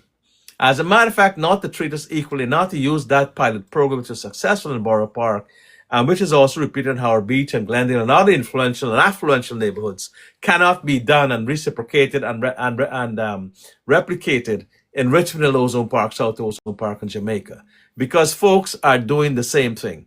Folks want to make sure that they can live the American dream and they can pay the rent, and we have to help them to get there. If they have to make the basements, apartments, and attics safer, then you have to do it. If you have to winterize them, then you have to do it. The city may be able to help you with this kind of money, give you grants, give you loans, or however. There's still programs being discussed. We're working on that. That has to be done to the satisfaction of everyone. There must be a middle ground. You can't always have everything for yourself and say, well, me want everything or everything got to be done my way. That is not how the world is done. That is not how deals are struck, you know? Ask President Trump. He always tells you, deals are made. Deals are made, but some side has to give and some has to you don't just go bombing the place or repeat an attack, you know? You compromise. You work together. You work at a meeting point where we can all be happy with each other, where we can meet each other halfway. You must know that term. Meet each other halfway. And that has happened in the past, and that has been a prime source of negotiations and of strategy. The glass mustn't be seen as half full. The glass must be seen as half empty. It must be seen as half full. You always look to the positive side of life. You always look to something that is more, has positivity than negativity. You at least thankful for the half glass of water than saying that, oh, half of my glass not full. At least say half of my glass is full and I'm happy. So these are things we're working on, but don't go back and say, oh, well, BALDEO is saying you're going to legalize basements. No, it's not that. We're saying if basements are safe, rendered safe with ingress and egress satisfactory to the city, that people can leave quickly if there's a flood or there's a fire, that they're not dirty and that they can be suitable for human habitation, as long as they have the required height also, and as long as people are not overcrowding them, and as long as there's a cap on the rent, because some landlords are not going to want to charge you rent for the highest they can get, and that will not be tolerated. Because if you're going to go as high as you want, you know, a small basement with a 1-bedroom or a 2-bedroom, and you want the same thing as you would get for an apartment, a 2-bedroom apartment on the first floor or on the second floor, excuse me, then that is not fair. That is not parity. That is not the right way to go. So these are things we can be looking at. Please share the live, share the link, share it to folks and tell them to join. I have to go now. I've had a problem with the weather. I will continue this live. And you can send me your issues. Send me your issues in my inbox. And I will try to continue to keep this going and to ensure that your voices are heard, that your issues are listened to, that your concerns are focused on. And now that we have Mayor Mamdani, he has to listen to us, and he has shown that inclination. He's from our ancestry, same, similarity. Proud to have someone looking and sounding like me to be mayor.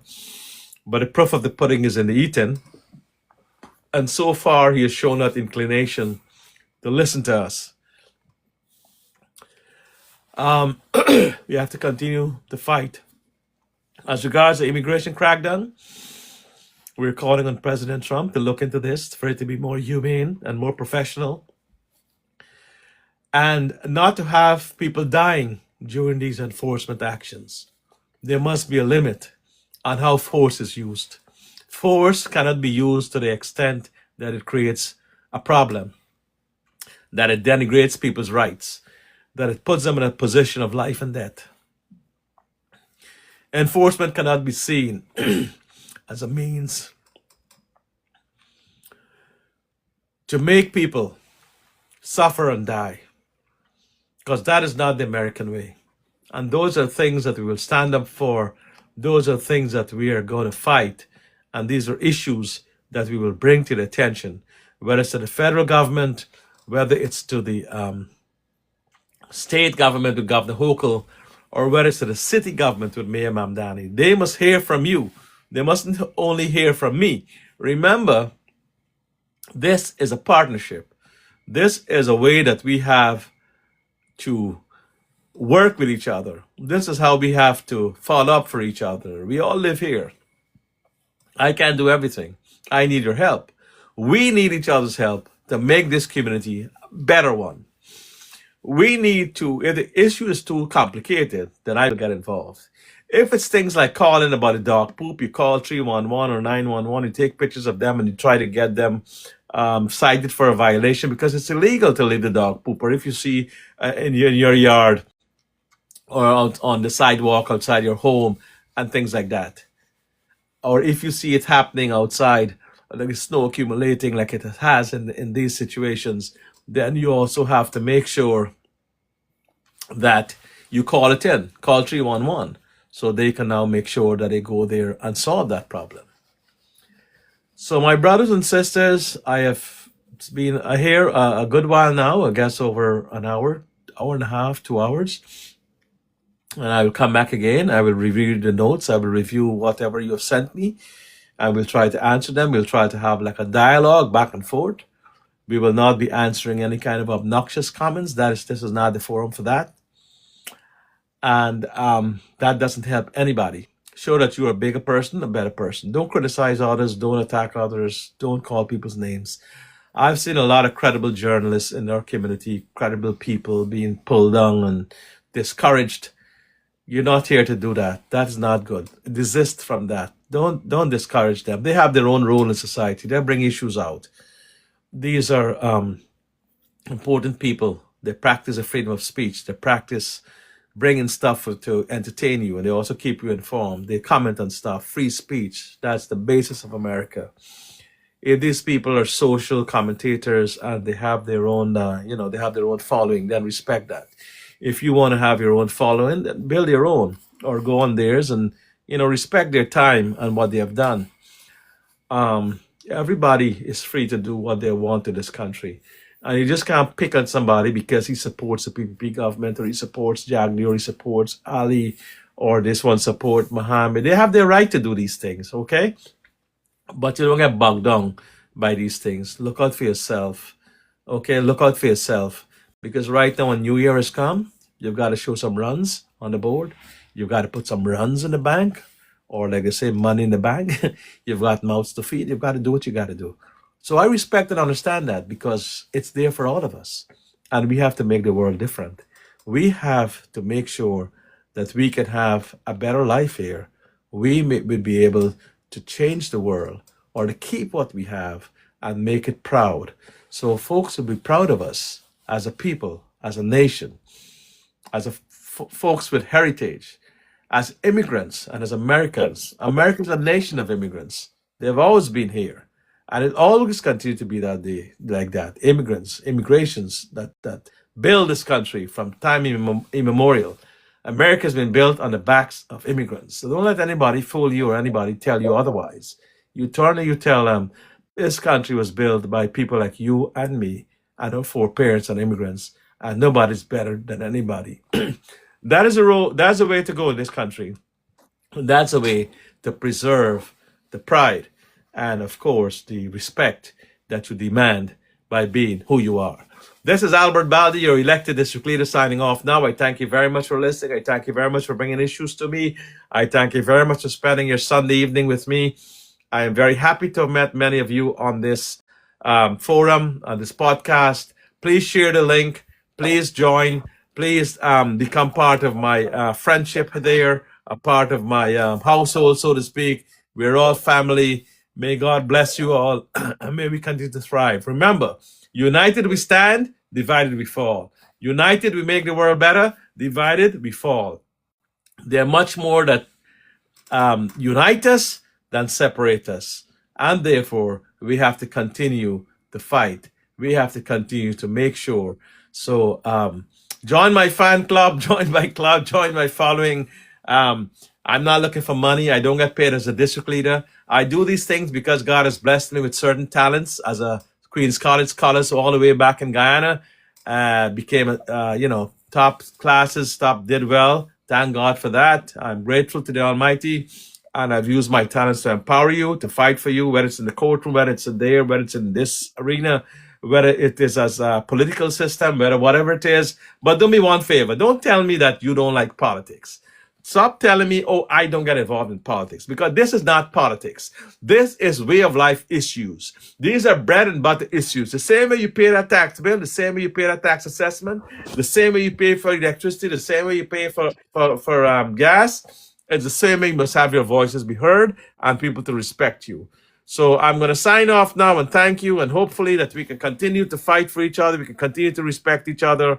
We can continue to be a beacon of hope and light for other Americans and for other countries of the world and other people. The world is now interconnected, and they can see the quality of the product that we produced here, the quality of humanity that stands up here and fight. I don't get paid. I don't get asked to be paid. There will be instances where I'll be running for higher offices and I'll be asking you to vote for me. But that is so that I can be a voice for the people, so I can take your issues and make them my own, so we can spend time on making this community a better one, so we can continue to fight for the American dream. We can continue to fight for what we have built in America, what we have worked for. And these are things that money can't buy. Money cannot buy power. Money cannot buy satisfaction. Money can buy quality of life. So we have to now get the tax dollars to work for us. When all the tax dollars are going to rich and affluent communities, whether it's Westchester, Howard Beach, Richmond Hill, Ridgewood, not Richmond Hill, sorry, I mean like Ridgewood, Long Island, wherever. Don't cut and run from the community that raised you. If you can make the community better, you don't have to go and pay those taxes in Long Island. You don't have to run from pillar to post. You don't have to jump on a plane and go to Florida. You don't have to rip up your roots or rip up your life and go somewhere else. You can stay right here, confront the city, confront the state, confront Congress, confront the cabinet, and tell them, can I get this? Can I get this there that I need, that I deserve? I've lived here. I've worked hard. I've paid taxes. Can I get these medical entitlements? Can I get a better standard of life? I can't get medical care. I can't get health care. I'm losing my home. I have foreclosure issues. The tenants are not paying the rent or whatever. How can we be helped? These are the questions that you demand answers for. And the only way we can get it is if we lobby for it, if we stand together, and if we fight for it. Because if you don't fight for it, nobody will give it for you. And remember, others are fighting. Others are fighting for their own communities. Others are fighting for their own upliftment. They don't care about you. They don't live where you live. They live where they live. And they want to see it continue to grow, have street lights, have manicured lawns, have clean streets, and things like that.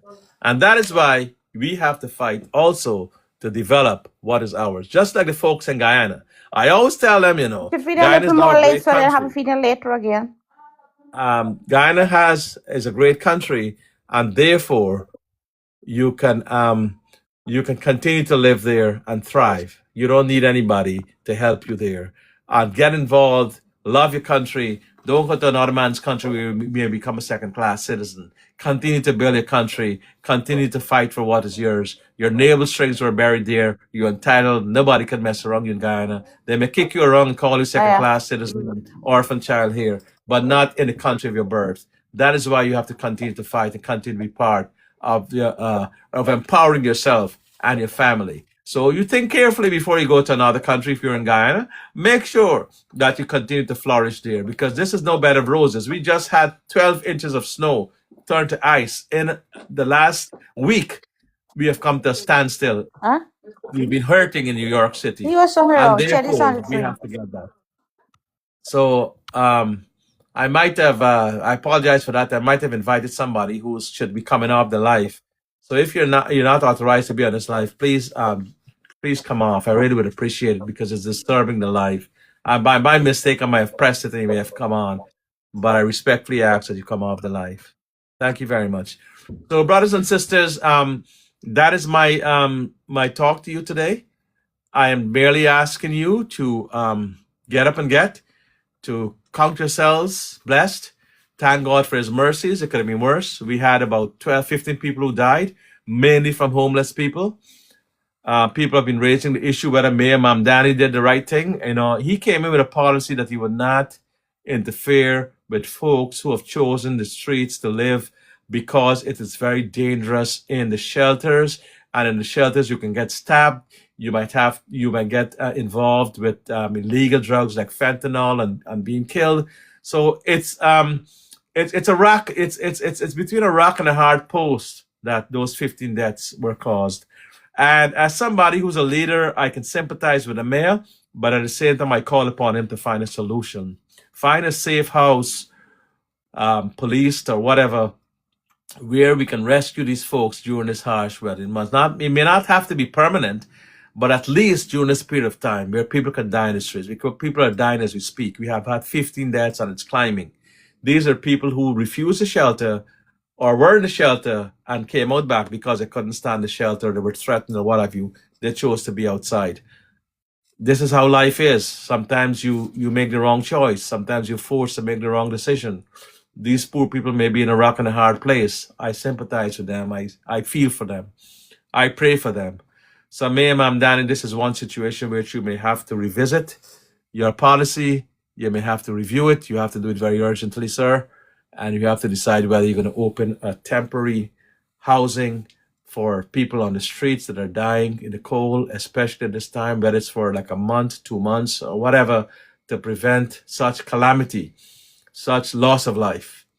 It's very touching and it rips our heart out. And I understand your situation that you were facing, that you had promised not to do that when you ran for office. But as the mayor, I think now you have to reassess whether you're going to take them off the streets for their own life, even if it's for a month, even if it's for 2 months, feed and clothe, feed and house them there. The city has enough resources. If we can do that for refugees and people coming to this country, then we have to do it for our own. Mind you, I know you have a big deficit that was left on your backs by the previous administration. I know they dumped much $billion deficit on your back, on your administration. And I feel the pain for that. But I think that this is an emergency for human life, with the exception of those on the streets, that you should be able to and must find a way to put them in one of the city's buildings with heat and with food for at least 2 months, so that all of them, 15 or whatever, have lost their lives. We can keep track on the loss of human life. And of course, with that goes the loss of a loved one. They have brothers and sisters, they have parents, they have people too. And it's terrible. It's painful what they have endured on the streets. Some of them have ran from shelters. The shelters are no good. The shelters are even more dangerous than the cold on the street in their minds. So we have to find a safe refuge. And like I said, there are many folks who came over the border. They were shipped to New York City. They were given a great life. When I say a great life, I mean they were rescued, as America should be, being the land of humanity as we are. But now we have to somehow look into our budget, look into our priorities. That wave of refugees have now stopped. I think some credit must be given to President Trump for that. The refugees that used to come over have now stopped. Many of them were gangbangers and bad people with criminal records and people who belong in gangs and drug cartels. So that money was saved, but that money must now be used to help those who are addicts, homeless, had a bad time in life, had some hardship in life that caused them to be homeless. We just can't leave them outside on the streets to die. We just can't do that. That is not humane. That is not American. That is not the country we want to live in. That is not the society we want to live in. That's not the New York City that I and you know. That is not what we should be doing. So I call upon Mayor Mamdani to reassess that situation urgently, like tonight, if he has not already done so. Because I know he's working very hard. He's had his finger on the pulse. He's been filling his administration quite nicely. And we have to give him the support.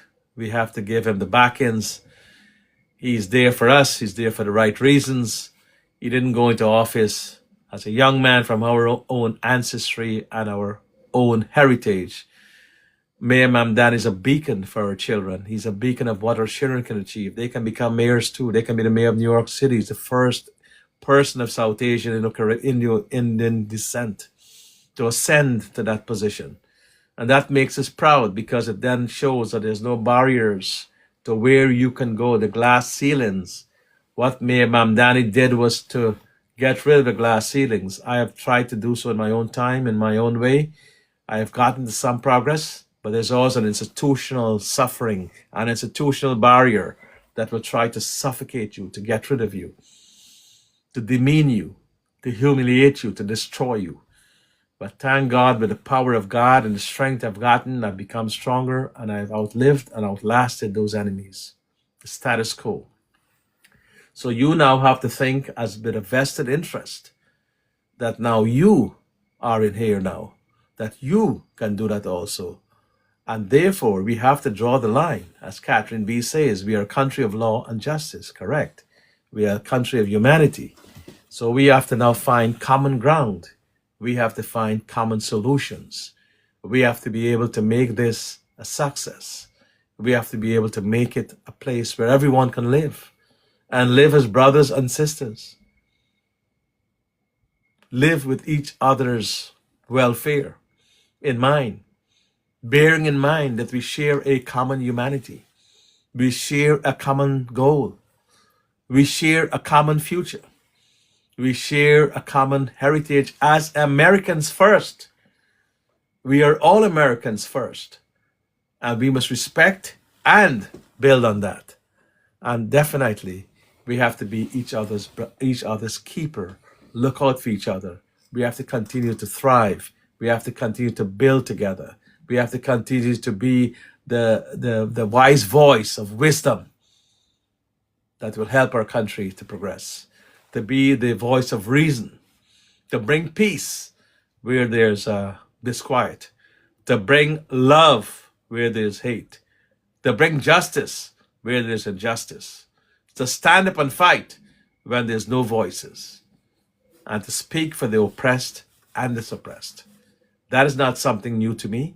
I've been doing that my entire life since I became a lawyer at the age of 21, the youngest lawyer ever in the Commonwealth Caribbean. And therefore, I will use that to humanity.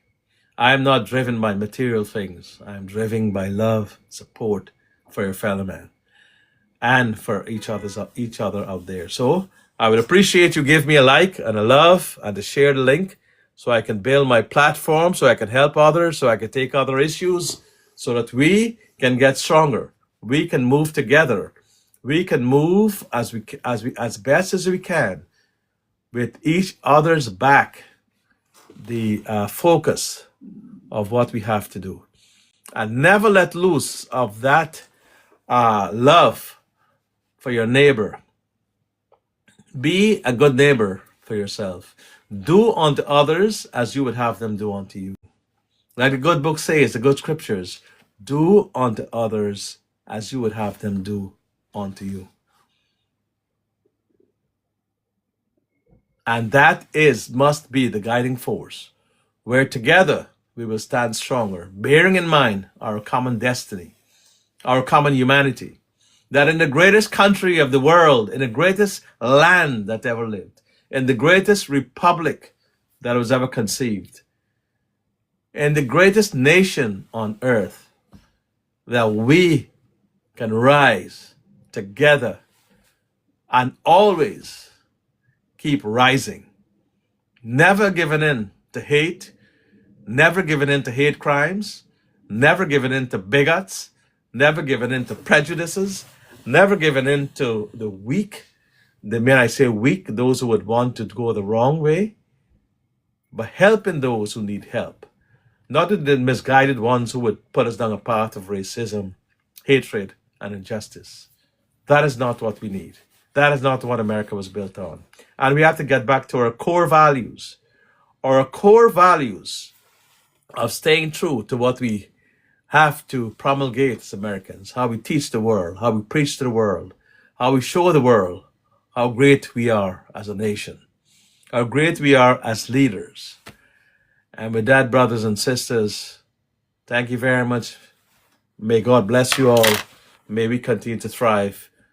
And this is Albert BALDEO, your elected district leader, your community advocate, your unpaid fighter, someone who's been there for you at every issue, whether it's snow, rain, elevator subway, sue the MTA to get an elevator subway there at Lefferts and Liberty, sue the city to ensure that we have proper sanitation, worked with administrations of federal, state, and city government to ensure that we have better schools, better hospitals, better transportation, better public systems, better MTA,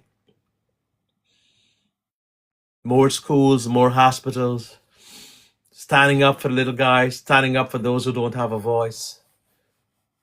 Those are qualities that you must try to embrace also in your own way. Follow them.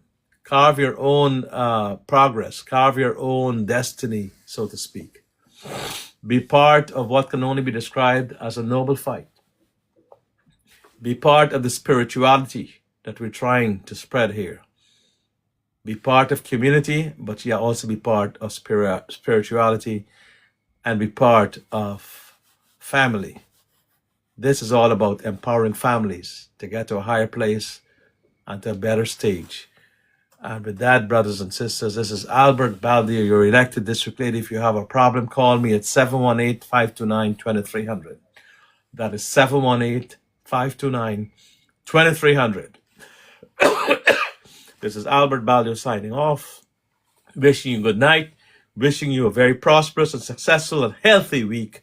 And looking forward to talking with you and meeting with you and having the pleasure of your company in the very near future. I will at least do this podcast once a week so we can be in touch, stay on top. Send me your issues. Send me your concerns. Send them in my inbox. I have an inbox here on this podcast, or you can send it to me on Facebook. But may God bless you all, and may we continue to be healthy and to thrive, and may the Almighty continue to bless us all. Thank you. This is Albert BALDEO signing off and saying good night to you. Good night, and may God bless you all.